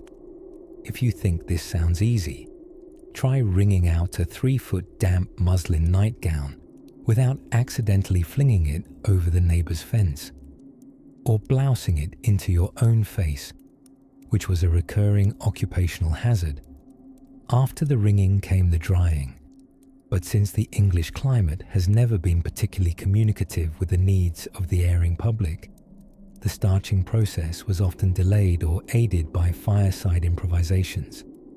A series of racks or ropes strung across smoky kitchen ceilings would host these damp, stiffening relics, dangling like translucent ghosts in a clothesline seance. The smell of wet starch, mingled with coal smoke and Monday's leftover mutton stew, was the unspoken perfume of working homes. And then, just when you thought your arms might mutiny and strike out on their own in protest, it was time to iron. Victorian irons liked to play hard to get. You couldn't plug them in, whisper sweet nothings, and wait for a beep. These creatures were forged in iron, heavy as horseshoes, and heated in the hearth like small, smouldering dragons. There were no temperature dials, only the trained palm hover to test the danger. Too cold, and you'd be pointlessly stroking the fabric like a distracted cat. Too hot, and you'd brand a scorch mark that could sadly resemble whales, but was unlikely to be forgiven. To keep the starch from sticking, some washerwomen employed a primitive anti-adhesive, a bit of beeswax swiped across the face of the iron, or a sheet of muslin laid between metal and garment, like a trembling referee, and so they'd iron, and iron, and iron. Cuffs and collars, gussets, gauze, pleats and frills. The hot metal hissed and sang across the fabric, and every now and then, a lady listening from the parlour might call out, "Mind the lace," as if the washerwoman wasn't already one false move away from transforming 3 hours of labour into toasted embroidery. By sundown, the laundry shed resembled a battlefield. Buckets overturned, steam retreating in curling wisps, and the exhausted soldiers of starch collapsing into their own skirts for a moment's reprieve. Outside, the collar-stiff children chased hoops with shrieks, unaware that the very petticoats peeking beneath their nursemaid's dress had just passed through a war zone of domestic engineering and mild burns.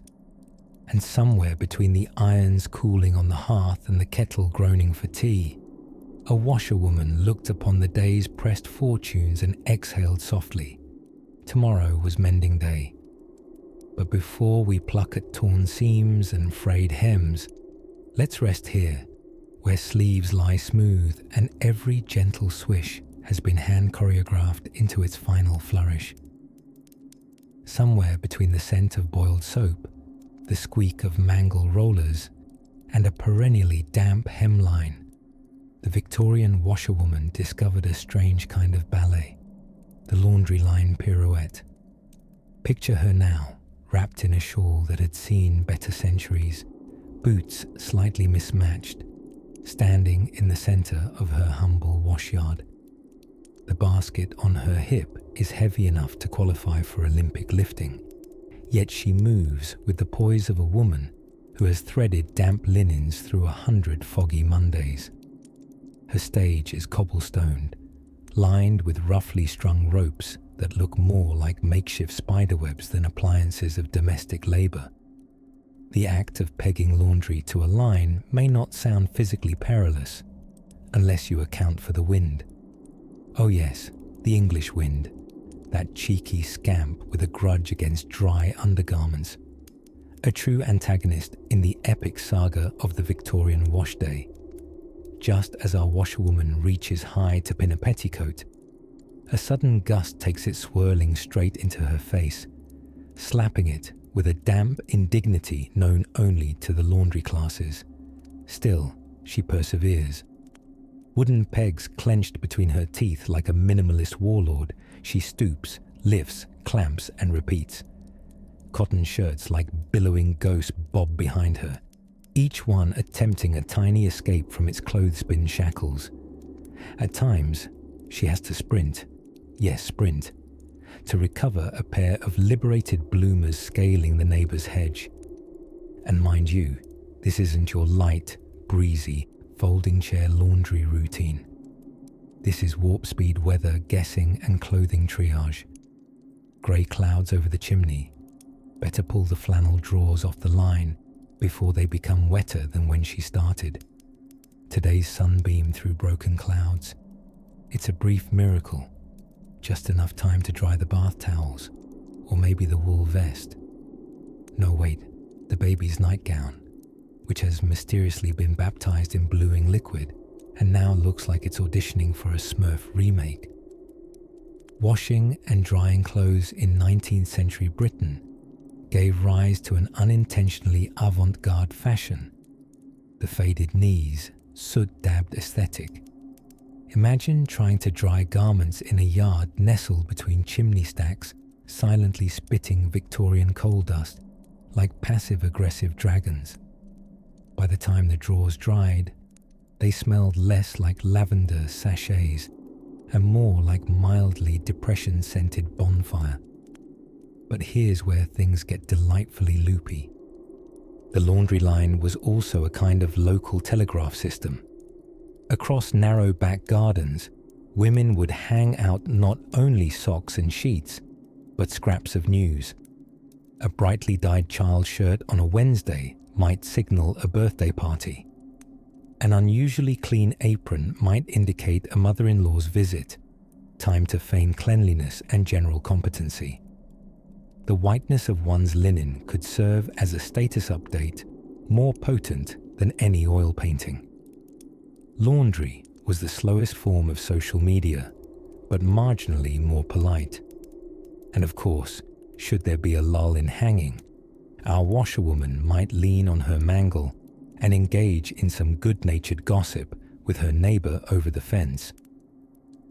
The tales flew fast, usually about whose son had joined the Navy and who had tragically shrunk her husband's best trousers in an over-enthusiastic boil.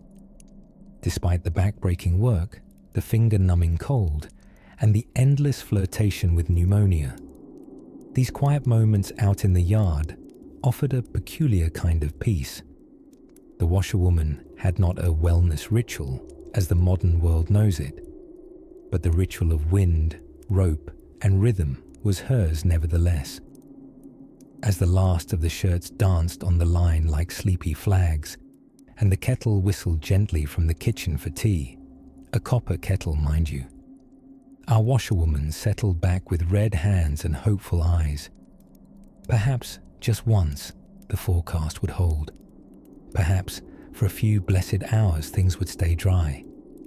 But indoors the line continued, stretched across the hearth, draped from chair backs and iron hooks hammered into ceiling beams. Ah yes, indoor drying. The phase of the process that turned every cottage into a mildly sorrowful tent camp, with damp nightgowns swaying like forgotten jellyfish above the beds. Tomorrow they'd come down, and tomorrow the cycle would begin again. Suds, lift, wring, mangle, hang, peel off the line, and fold into neat piles as if they hadn't been part of a weekly Great British laundry drama.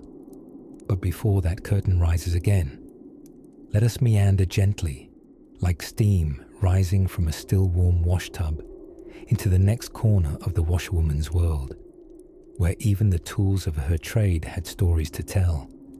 The air in the scullery was thick as plum pudding, and only half as festive. By the ripe hours of late afternoon, The modest stone floor had grown slick underfoot, an ever-expanding sea of splashed lye water, damp skirts, and the kind of sudsy chaos only a true Victorian laundry day could foster. It was the hour when even the most stalwart of washerwomen began to question their life choices, and the suspicious stain on Mr. Abernathy's undergarments that refused to lift, despite 3 boils and a stern talking to. You see, by this point in the day, the garments have been scalded in copper cauldrons, attacked with carbolic soap, beaten with wooden bats known charmingly as possers, blued to a questionable pale lavender hue, and wrung within an inch of their dignity. And still, the laundry saga continued.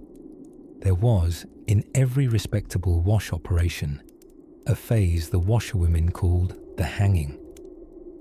Not in the gallows sense, though some petticoats might have preferred it, but in reference to the grand ordeal of hauling everything outside to dry.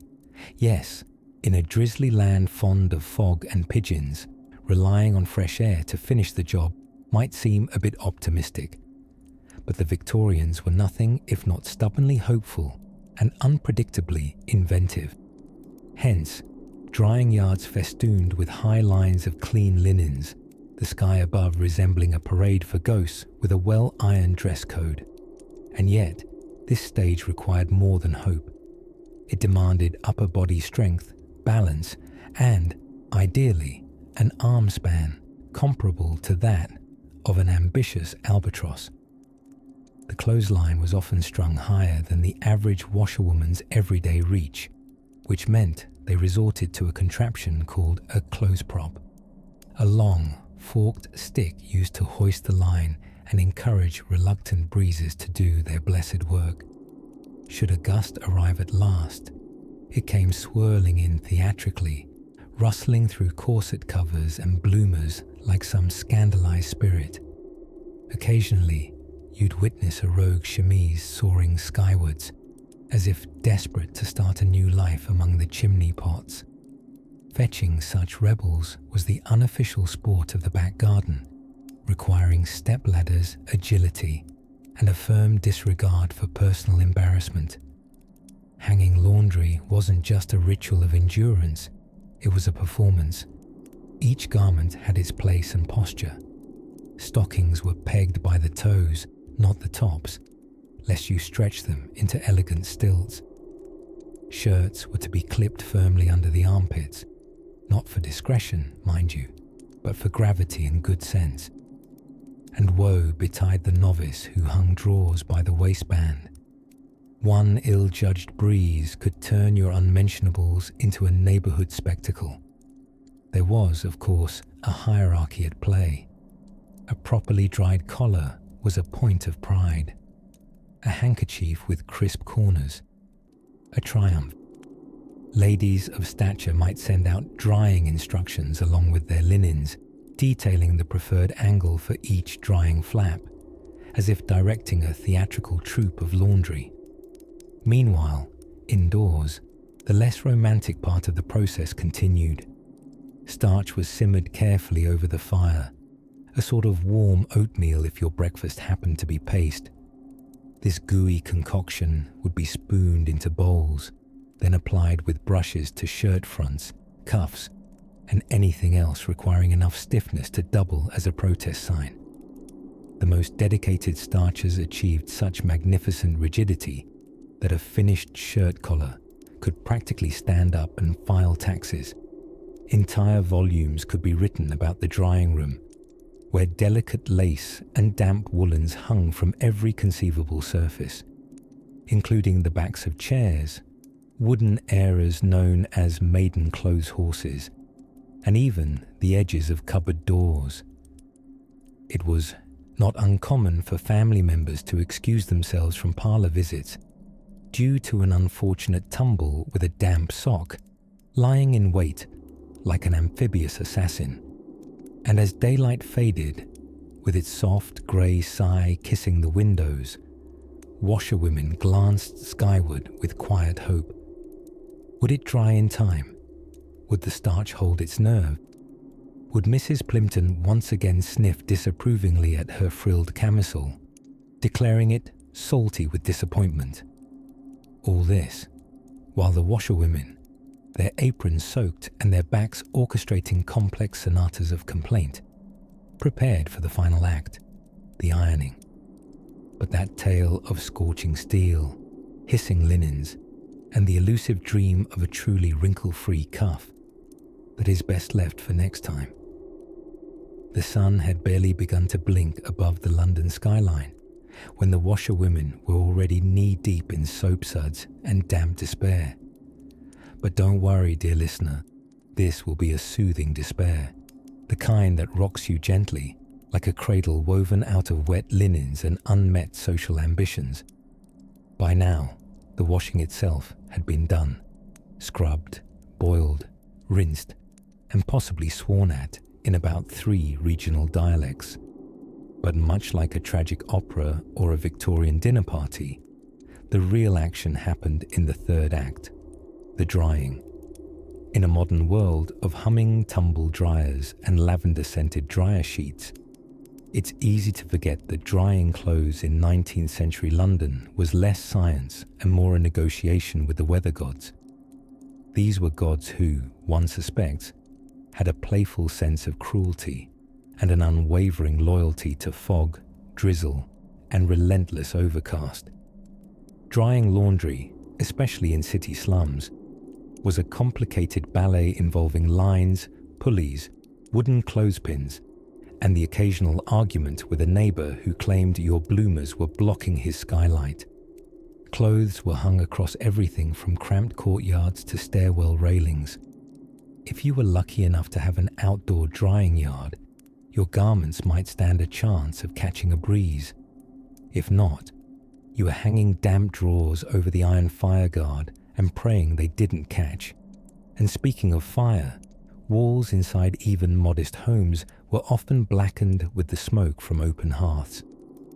Laundry hung inside would invariably pick up the scent of hard labour, coal dust, and curried leftovers from the downstairs tenant, a scent which, in truth, was considered quite rousing in certain Victorian matchmaking circles. Nothing said marriage material quite like a properly smoked petticoat.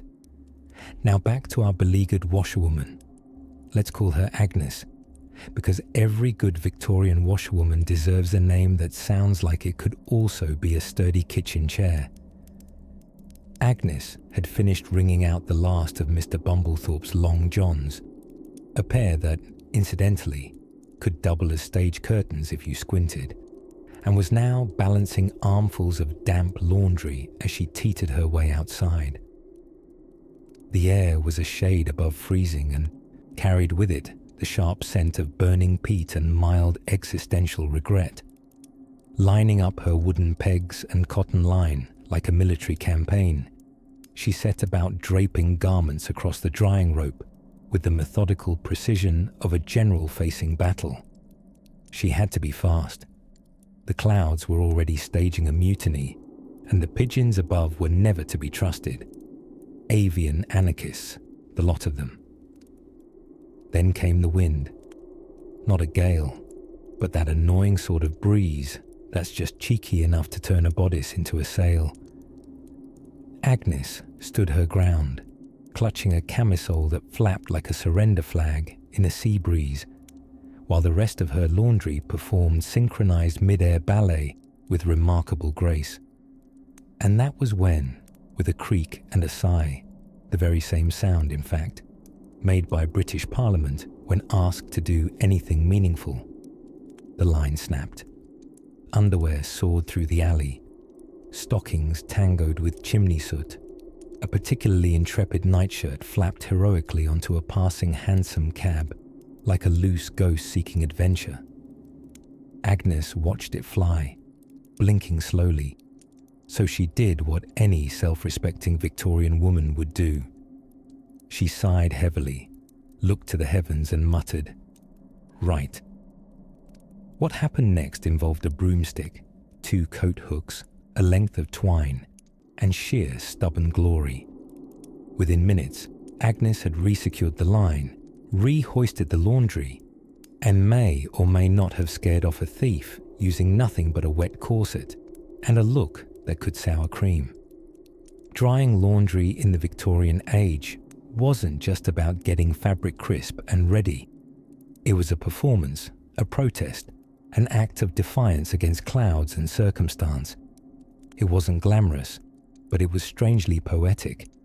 It was the art of making order from damp, controlled chaos. As the afternoon stretched on and the laundry finally surrendered its last clinging droplets to the slow mercy of wind and time, Agnes leaned wearily against the doorway. The clothes waved like little flags of triumph, clean, dry, and mildly smoke-infused. She had survived yet another Monday. And as the dusk crept in and warm orange light settled onto the soot-covered bricks, she turned back inside, where another quiet duty awaited. Ironing, an art form with its own elaborate tools, hazards, and heated opinions. But for now, the pressing could wait. One small victory at a time. Let's drift there next, where iron met linen and women wielded hot metal with grace, skill, and the occasional accidental branding. If your arms are still aching from imagining yesterday's linen wringing, I've got excellent news and terrible news. The excellent news, it's time to dry the laundry. The terrible news, it's time to dry the laundry.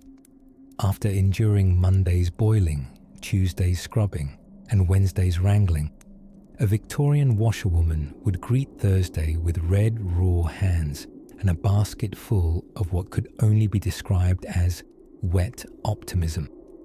And drying, dear listener, did not involve any streamlined clothes horse contraptions nesting in warm airing cupboards, nor did it include the rare and blessed tumble dryer, something the Victorian mind would probably have classified under mild sorcery. Instead, drying was a delicate negotiation between weather, physics, and misfortune. Backyards, if you were lucky enough to have one, became landscapes of sagging lines and uneven breezes. Clothes had to be pegged up just so. Too tight, and the fabric stretched. Too loose, and the frock could take flight. Pegs themselves, often crafted by hand or bought from humble peddlers, were made of wood and bore the same trustworthiness as a loose tooth. The wind, while helpful in theory, often treated petticoats as personal kites. Let's imagine a sleepy Thursday morning in 1872. The sky is grumbling in that ambiguous British way. Possibly rain, possibly more rain. Our washerwoman, with her sleeves permanently rolled to somewhere near the elbow of eternity, steps outside to assess the breeze. She spits on her finger, raises it to the air, and mutters something ancestral. If drying lines were full or inaccessible, say a neighbour has colonized all 18 feet of rope with his damp wool trousers, clever improvisation was called for. Over tree limbs, fence posts, or even indoors draped across the backs of chairs, garments would be arranged like laundry-themed performance art. Footmen occasionally stumbled over bloomers hanging like ghosts in the hallway, frightened not by their appearance, but by the ominous suggestion someone had washed under things in winter. Madness. Indoor drying, by the way, came with a delightful bonus. The gentle scent of wet socks slowly coaxed into surrender by a begrudging fireplace. If you were struggling to shift a chill from the room, hanging pair after pair of moist stockings about would definitely solve that. For the next 5 to 6 hours, the smell would burn its way into your nostrils, and also your memories. Innovative houses sometimes had ceiling-mounted pulleys, like glorified medieval drawbridges, perfect for yanking dripping sheets skyward with the hope that heat would rise and help. These systems often produced a kind of household game. One wrong move, and you ended up with an entire pair of Grandad's trousers descending dramatically into your tea. Now, nothing quite embodied Thursday's drying difficulty like the notorious problem of drying flannels. Flannel, that devilish yet cozy fabric, had a frustrating characteristic. Just like a Victorian toddler, it did not want to cooperate. It took an extraordinary amount of time to dry and had the audacity to shrink unpredictably. If your husband's winter shirt started out as a generous medium, it might emerge from washing day cropped, clingy, and ready for its new life as a doll's coat, and heaven help you in winter.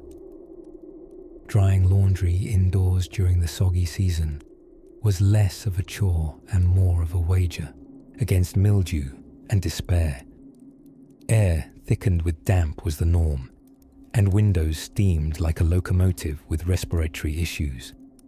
Health manuals occasionally warned against drying clothes in living spaces, citing that it encouraged miasmas, the ghostly vapors blamed for everything from headaches to moral decay. Still, dry they must, because come Friday, ironing day awaited, and you couldn't very well iron a soggy chemise unless your goal was to cook it into a large linen pancake. So as our weary washerwoman checks each garment, gently prodding it with the back of her hand to confirm whether it's sufficiently crisp, or merely pretending, she sighs in quiet satisfaction.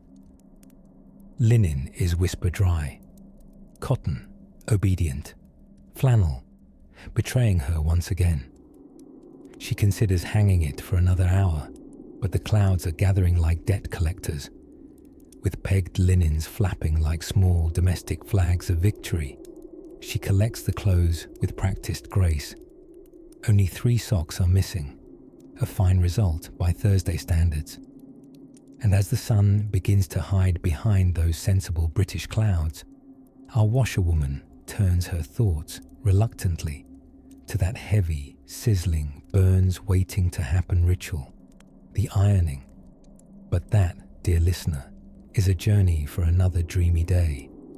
Of all the challenges your slightly sore, sleep-deprived self has encountered in your short, soaking stint as a Victorian washerwoman, none is quite as soul-shaking as what comes next, hauling wet laundry across the backyard during an English winter, when the sun rises at midday and sets sometime before you've blinked. It's laundry line time, my dear. The wash is scrubbed, wrung out within an inch of its damp life, and now must be hung out to dry in that elusive, seasonal miracle known as a breeze. Not wind, dear listener. Wind implies movement. In a damp Victorian January, the air is less like air and more like cold pudding with a grudge. Let's begin with context. The typical Victorian washerwoman did not enjoy the luxury of a heated indoor drying room. That was for the upper class, who referred to these mystical spaces as drying cabinets, and occasionally just boiled their linens in iron cauldrons like well-meaning witches with a penchant for lavender. But for the enterprising laundress working out of a shared back alley or a tenement's communal courtyard, drying laundry meant braving the whims of British meteorology with nothing but a fraying clothesline, a prayer, and fingers freshly pickled from hours of soaking in soapy suds. You step outside into the crunch of frost underfoot, perhaps in a pair of thin-soled boots with a hopeful heel that hasn't seen polish since Queen Victoria's last opera. The cold hits your skin like regret. The damp pins your dress to your legs with ghostly fingers. And then comes the most humbling of all elements, the wind. Ah, yes, the English wind. Less of a breeze, more of a small, invisible insult. It snatches your garments with theatrical flair. The bloomers flap like surrendering flags. The chemises shiver dramatically. And that one rebellious petticoat makes a break for the neighbour's fence and must be recaptured like a sheep in a bonnet. The task is not merely about hanging. No. There is technique. You must space the garments just so. Ensure they are securely pegged, using clothespins often carved from leftover scraps or questionably obtained. If your fingers are numb, and they likely are, you might drop a sock. Woe to the woman who lets a wet stocking fall into the muddy path. A single misplaced boot print can transform white linen into something out of a Dickensian ghost play. Now comes the waiting. Victorian drying was less an act and more a long, philosophical episode of uncertainty. You hang up your linens and hope the weather does something more inspiring than drizzle diagonally. But as every experienced laundress knew, hope is not a drying agent. There were contingency plans, of course. Some women would prop up tents of canvas over strings of wet clothes, giving the illusion of progress. Others took to hanging items inside, near the hearth, where shirts might dry next to potatoes and socks might pick up the faint aroma of cabbage stew. Practical, yes. Glamorous, not in the least. And should the sun dare to show its pale face for a brief hour or two, the washerwoman becomes a kind of meteorological sprinter, running to beat the clouds with the urgency of someone who knows what it is to iron with a slug-warmed flat iron and doesn't wish to repeat the experience anytime soon. On rare days, when everything dries in a single afternoon, there is a quiet domestic triumph. The smell of crisp laundry, a hint of sun, and old soap lingers in the air like a blessing wrung out of toil. But more often, the drying takes days. Shirts crust over into strange, starchy shells. Petticoats develop stiff personalities. There's a reason so many Victorian family portraits look like they were posing in cardboard. Most of their clothes were halfway to being self-supporting. Still, in all this clammy chaos, there's a peculiar elegance. Rows of linens flap in the courtyard like bunting for a very clean, slightly tragic festival. The act of hanging out the wash, of confronting weather with wet drawers and dignity, was as much a ritual of resilience as it was clothing management. It wasn't just laundry. It was living proof that though coal was scarce, roofs leaked, and sleeves got blown into puddles, at least the pillowcases would flutter like pennants of quiet perseverance. And so, beneath the grey Victorian sky, you squint upward at your own damp tapestry and think, perhaps the world isn't so grim after all. Or maybe that's the exposure setting in. And just as you turn to fetch the last basket, there's someone waiting, your most merciless foe yet, the ironing stack. But that adventure, I'm afraid, must wait, while you rest your aching arms and let dreams of steam and starch float softly into view. While the rest of Victorian Britain savoured the silence of Sunday, the washerwoman exhaled faint hope through threadbare lungs. Sunday, as it happened, wasn't always the day of divine rest it promised to be. Not if your Monday was prearranged with soapy warfare and volcanic vats of boiling linen. The Sabbath, for the working-class laundress, was less a pause and more a prequel, a dusty breath before the plunge. Let's step lightly now into her soft-slippered evening, where starch hangs in the air like a ghost with somewhere to be, and the kitchen fire crackles in protest against the damp curling under the door. This evening glow is not leisure but preparation. In a small, damp-scuffed kitchen in a two-up, two-down terrace brick house nestled between soot-streaked London lanes, Emma, let's call her that, for there were thousands like her, sat hunched on a wooden stool.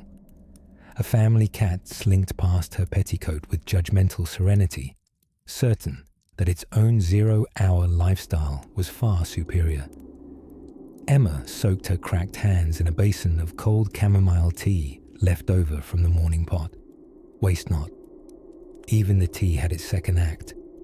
On the table, an assortment of tools, Wooden pegs, iron stove black, a darning mushroom, and the queen of all misery, blue bags. Not royals, no. These were little sacks filled with powdered smalt or ultramarine, tied off with cotton string, meant to whiten linen by optical illusion. You'd swirl one in the final rinse like a potion and pray the sheets didn't come out lavender. The tools of her trade were intimate, forgiving her no favour. There was the mangle, misleadingly cheery in name, which sounded like a tea cake but acted like a medieval rack for wet garments. Not technically in use tonight, but one could never quite shake the low metaphysical dread of it. "What did you do today, Emma?" asked nobody, ever. She darned socks, with the speed of someone who'd memorized their holes by heart. She stitched buttons into compliance. She rubbed the collars of shirts with wet soap and a prayer. Shirt collars, you see, were judged with the severity of courtroom trials. Yellow from sweat? You were lazy, frayed. You were poor. Collapse into a heap and weep atop a pile of them. That was entirely acceptable, if done quietly. Children tiptoed in the presence of bleach. Husbands, if mildly wise, made themselves scarce. The soap, made of lye concocted with fat, clung to fingertips and lingered in every stew and every biscuit. The washerwoman could taste cleanliness in her marrow. Tonight, the water boiled in the great copper pot set into the hearth. Tomorrow, it would hold a week's sins in woven fibre. But now, it was simply simmering, awaiting command, a quiet storm in repose. Outside, chimney pots exhaled their evening cough. Candle makers mixed tallow in rooms far too small, and along the Thames, the city's lungs wheezed, coal fog into every crevice not nailed shut. Let us not forget the fragility of nighttime in Victorian England. It was a dress rehearsed in shadows. The light from the street gas lamps curled through the curtains like nosy stagehands, meddling in Emma's solitude. Yet she found comfort in the ritual, like soldiers polishing boots for a war they fought once a week. She counted handkerchiefs. 32. She recounted. Still 32. This pleased her no more and no less than it did any of the hundreds of Sundays before. She wrapped her hair in a scarf to keep the sweet scent of sweat from settling too deeply into her pillow, or what she generously called one. And just before bed, she stirred the bluing bag into a basin, testing the pigment with trained eyes. Too dark, the trousers glowed like scandalous poetry. Too light, and shirts took on a sickly hue associated with sea voyages and disappointment. The fire dimmed, the pewter spoon stood stiff in a mug of cooling tea, and the kitchen clock ticked as if winding down the curtain call. Soon Emma would tip herself gently into her narrow bed, one side sunken with the weight of years, and dream not of lords or lace, but of a dry week and wind enough for the line. And if tomorrow's laundry mountain couldn't be conquered, well, there'd always be Tuesday. But before we climb into Monday's steamy crescendo, let's linger a moment more. Right here in the hush between fire and frost, the laundry had finally been dragged, steamed, boiled, wrung, and line stretched into grudging submission. But alas, the Victorian washerwoman's workday didn't relent at merely taming unruly linens. Once the heap of wet, sort of clean garments had steamed in the sun like ghostly flags on the line, the final phase emerged. The ironing. Now, you might imagine today's iron. A tame, plug-in creature that occasionally huffs out a bit of steam. And think, oh, a bit of smoothing, how lovely. But in Victorian times, ironing was less an act of gentle flattening and more a test of patience, triceps, and your ability to ignore slowly roasting yourself to death indoors.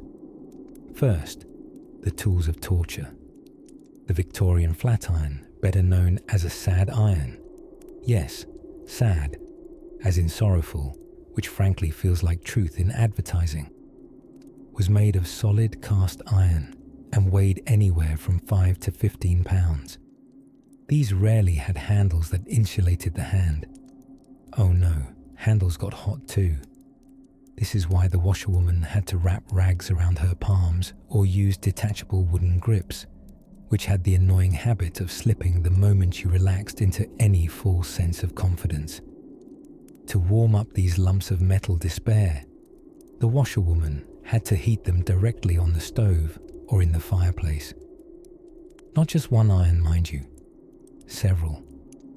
She kept a rotating cast of scorching actors, swapping feverishly as each cooled down. Iron in hand, she would heave the literal weight of her decision onto petticoats, linens, and shirt fronts, coaxing each into a crisp and acceptable flatness. And every so often, that iron would sizzle alarmingly, or worse, leave a sooty arc if it wasn't cleaned beforehand. The room where this charming labour took place, an indoor sauna dressed up like a kitchen, windows fogged, flames blazing, copper pots bubbling with boil water, and half a dozen irons baking themselves to fury.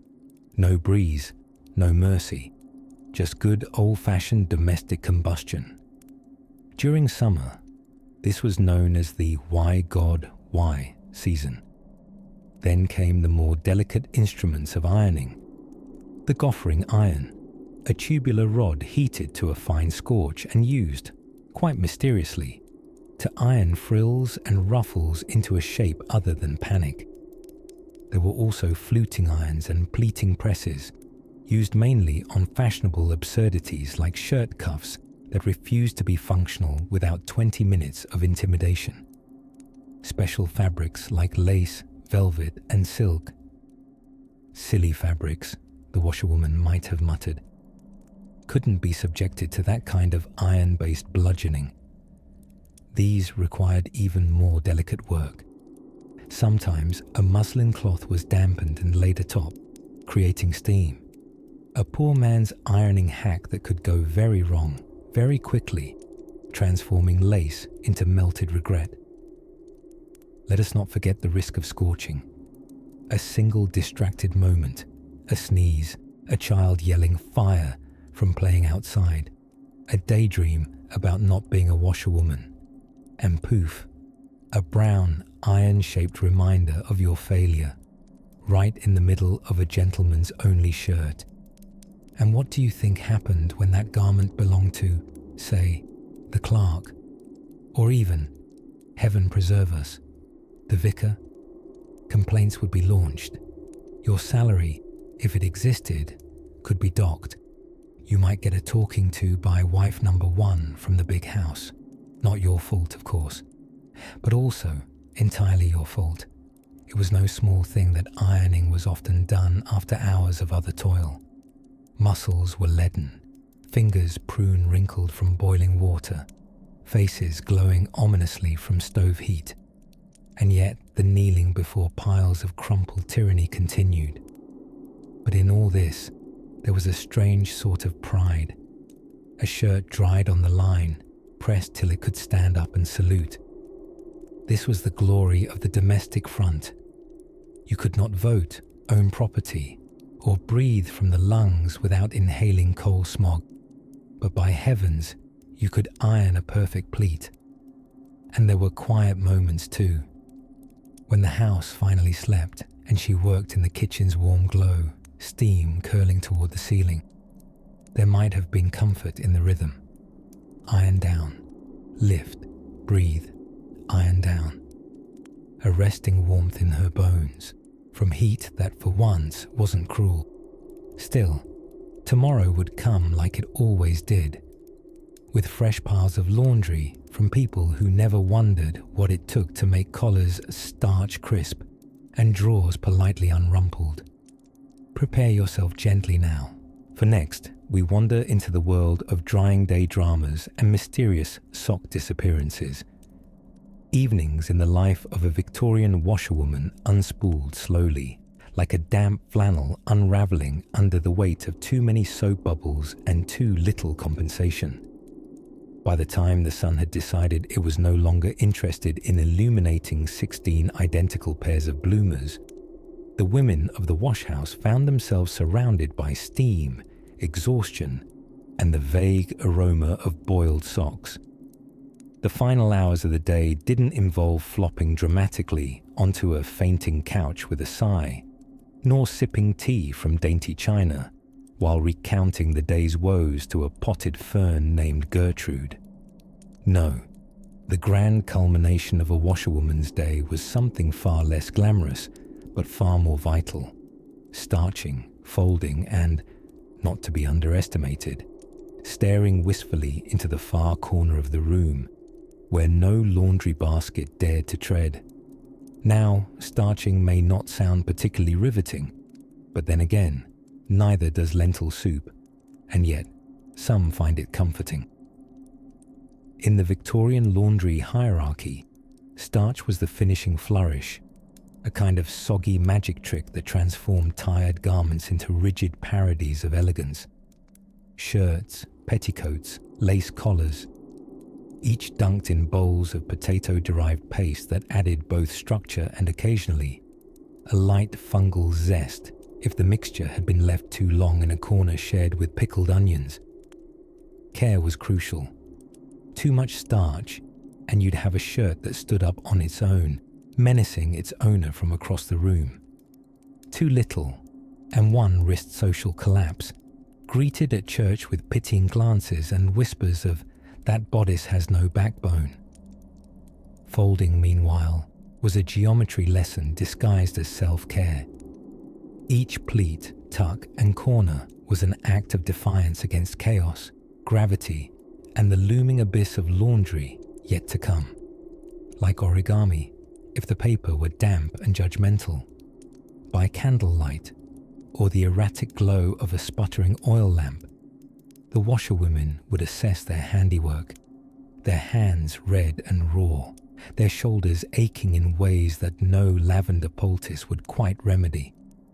It was a moment of strange, bone-deep pride, not in the garments themselves, but in survival, in having once again tangoed with boiling water, scrubbing boards, and the physics of petticoats, and come out the other end smelling faintly of carbolic soap and quiet triumph. And then came the final task of the day, waiting for the linens to dry. This was less a chore and more a meditative exercise in patience, like watching paint dry, if that paint was someone else's underclothes pinned to a sagging rope in an alley. Rain, of course, was the great nemesis. One downpour could send half a day's labour back into the ringer. At times, desperate improvisation took hold.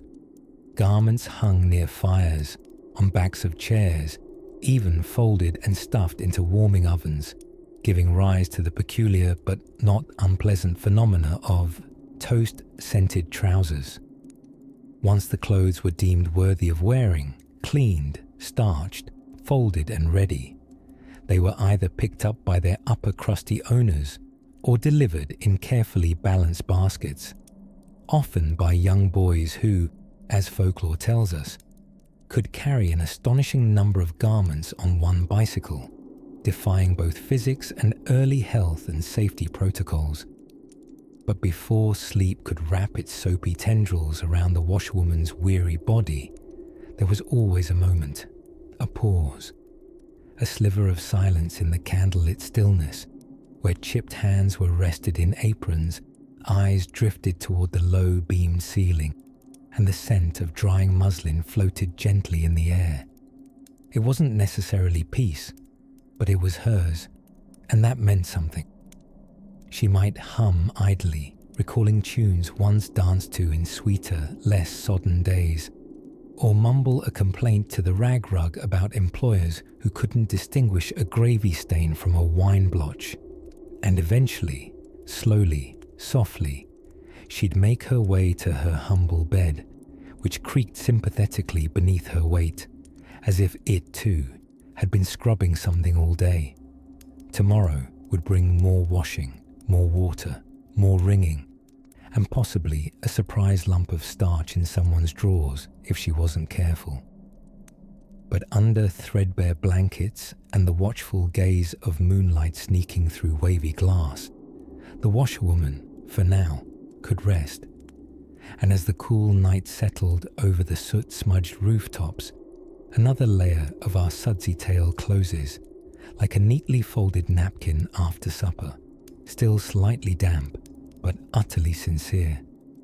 In the next drift of thought, we'll find ourselves peering into the ghostly hum of laundry lines and the delicate diplomacy of underthings, still hanging on for dear life by the time the sun had begun its slow descent behind the sooty rooftops of Victorian London, casting golden fingers across the creaking floorboards of modest homes. A washerwoman's work still clung on, stubborn, damp, and lingering like the scent of boiled soap in her skirts. Evening, you see, was no reprieve. It was merely another rhythm in the long, sudsy symphony of a laundress's day. Just as others loosened corsets and curled pinkies around teacups, the washerwoman reached for her flat iron, still warm from the stove, and prepared to dance the delicate waltz of pressing petticoats. And let's be clear, this was no leisurely smoothing with a cordless gadget. These irons were solid metal brutes, heated over open flames, capable of searing shirts and fingers alike. To judge an entire household by the crispness of its linens may sound dramatic, but in Victorian society, where appearance could outweigh virtue, a well-pressed collar could elevate a humble clerk to something almost resembling refinement, and when pressed wrong, well, a slack crease in a sleeve was practically a youth uprising. It was amateurism, a domestic scandal in cotton form. But before we glide further, imagine the setting. The small, steamy scullery lit by flickering oil lamp, hearth crackling, the air thick with heat and the sweet tang of lavender starch, because laundry wasn't just clean, it was scented. The Victorian olfactory landscape had very clear boundaries. Lavender meant virtue, patchouli meant travel, and anything odorless probably just meant you were a ghost. By evening, clothing that had spent the day whipping in rooftop breezes was brought in with great ceremony. They were inspected for mist stains, of which there were always some. Butter, soot, blood, chicken, presumably. The washboard never quite won all its battles.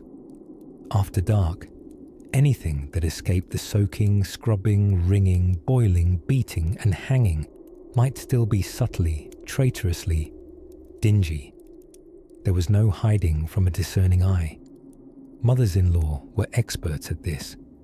Napkins became confessionals. Now, you might be wondering, was there at least a relaxing moment? A sit-down session, perhaps, with a sliver of shortbread and a reluctant cat? Not quite. During idle moments, few and cautious though they were, mending always awaited. Every washerwoman was also a part-time seamstress, repairing ripping gussets and shattered buttons at a speed that blurred the line between skill and survival instinct. And they did it all by candlelight, because theirs was a job that started with the sunrise, yes, but refused to end with it. Some washerwomen, in the later half of the century, even began taking their skills door to door, mobile laundering if you will. They'd carry baskets strapped to their hips and knock discreetly, offering fresh pinning, or ringing assistance as a side hustle. Early gig economy, Victorian laundry ladies, the original Uber, but for mud-streaked trousers and questionable linens. Now here's a curious bit. Some washerwomen, particularly those working for the wealthy, were handed detailed laundering schedules, often penned in the delicate curls of a governess's best copperplate. These instructions were not unlike imperial decrees. What temperature briskets must be boiled at, briskets being shirt fronts, not Sunday roasts, which linens were to be bleached versus blued, and precisely how many shakes a hem should receive before deemed presentable. And yes, about that bluing, it involved adding indigo to make yellowed whites look whiter. The chemistry was sound. The execution? Dubious. A careless dip could dye everything a soft, melancholic lavender, at which point the colour might no longer whisper refinement so much as scream accident in a paint shop. As the evening deepened into velvety darkness and gas lamps lined the streets with their humming glow, the washerwoman might finally hang the last stocking by the hearth to finish drying, mop the last puddle, and wring out her own apron for the third time. She'd sink into something resembling a chair, though often it was just an upturned bucket, and press her palms into tired thighs. Her fingers would be pruned, her back curved like a shepherd's crook, and under her nails would be a fine permanent line of soot that no aristocrat ever gave thought to, but wore on their shirts daily. Did she rest? In a way. With a cup of weak tea, eyes half closed, she'd watch the glow of embers pulse like the final heartbeat of the day. And there, as soot drifted gently through the air and a cat curled against her skirt, purring like a contented furnace, she might dream, not of ballrooms or banquets, but of laundry that folded itself, and irons that never scorched. A fanciful notion, perhaps, but as the midnight hour approached, a different sort of labour prepared to stir. A quiet, mysterious chore that few noticed, but without which the great machine of domestic life would grind to a halt. Tread carefully now, for there is still one more task before the washerwoman truly sleeps. As the last grey-blue mist of the Victorian evening curls over the chimney pots, we find our weary yet stubbornly unvanquished washerwoman standing amidst the cooled wreckage of another laundry day. Her hands are red and puckered, her back has opinions, and her knees crack like old book spines. But deep beneath the layers of corsetry, lie, and societal expectations, she carries two things: quiet pride and the vague scent of carbolic soap. It's now the end of the week, a rare stretch of moments when no one is actively yelling about handkerchiefs starching or missing gussets. And so, as the sun slinks low against the soot-stained buildings of East London, our stalwart heroine allows herself a moment of radical relaxation, which in Victorian terms means sitting down for 6 minutes without boiling anything. She pours herself a lukewarm cup of weak tea that has steeped since Tuesday, because throwing it out would be madness, and opens the only book she owns, a 15-year-old copy of Hints to Lady Travellers. She's not going anywhere, of course, but it's nice to imagine a life where one might choose to carry one's own carpet bag rather than someone else's bloomers. It's here, in the tender hush of the fire's embers and the distant clatter of a street horse with one loose shoe, that we begin to grasp something elemental about the washerwoman. Yes, her job involves carrying up buckets filled with more water than your entire bath. And yes, she wrestles with linens the size of circus tents using iron tongs as heavy as small anvils. But at the centre of it all, beneath the grime and the grind, is a kind of elegance, a resistance woven from white cotton and quiet muttering. Now, if you think the laundry pile is terrifying on Monday, you should see it on Sunday night. Mountains of shirts, petticoats, and unidentifiable soggy rectangles, possibly socks, possibly emotional metaphors, await her attention. But tonight, she ignores them. Tonight, She lets the work remain undone, which in Victorian terms is practically an act of revolution. There is no alarm to wake her in the morning, only the cocky crow of the baker's rooster, who struts like he owns the street. There is no pillow, but a well-folded towel will do, and no mattress, but enough flattened skirts offer compromise. Her room smells faintly of lye, damp wool, and ambition. Outside the window, the gentle sound of coal smoke escaping chimneys in reluctant puffs. A cat tiptoes across the roof like an opera singer unsure of her entrance. Somewhere, a constable whispers goodnight to the fog. Back in the room, her head tilts gently against her makeshift pillow. Her dreams are not unlike her work, long, damp, and difficult to explain to people not versed in 19th century washing technique. Perhaps she dreams of a world where soap isn't half full of gravel, or one where mangle refers to the laundry press and not a descriptor of your physical state after using it. Either way, she drifts. Let us not forget how little rest the Victorian washerwoman truly had. There were no labour rights, no weekends, and certainly no HR departments ready to address improperly sized corsets or too short laundry lines. Still, here in the half light, her breath slows, and for the first time in days, her fingers are not submerged in scalding water, but curled softly beneath her cheek. You may not have lasted a day in her hard-soled boots. In fact, those boots alone weighed more than most modern handbags. But she did. Not just one day, but hundreds, thousands, each one with its own damp surprises and steamy complaints.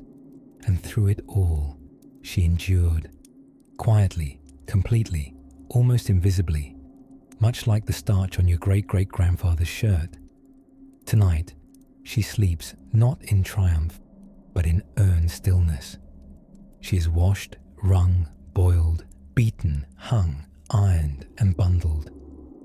And though the washing never truly ends, tomorrow's trousers already whispering from the corner, for now she rests. The lamp dims, the embers blink their last. Even the street seems to tiptoe. Sleep now, dear washerwoman. The collars will wrinkle again soon enough, but not tonight, not tonight.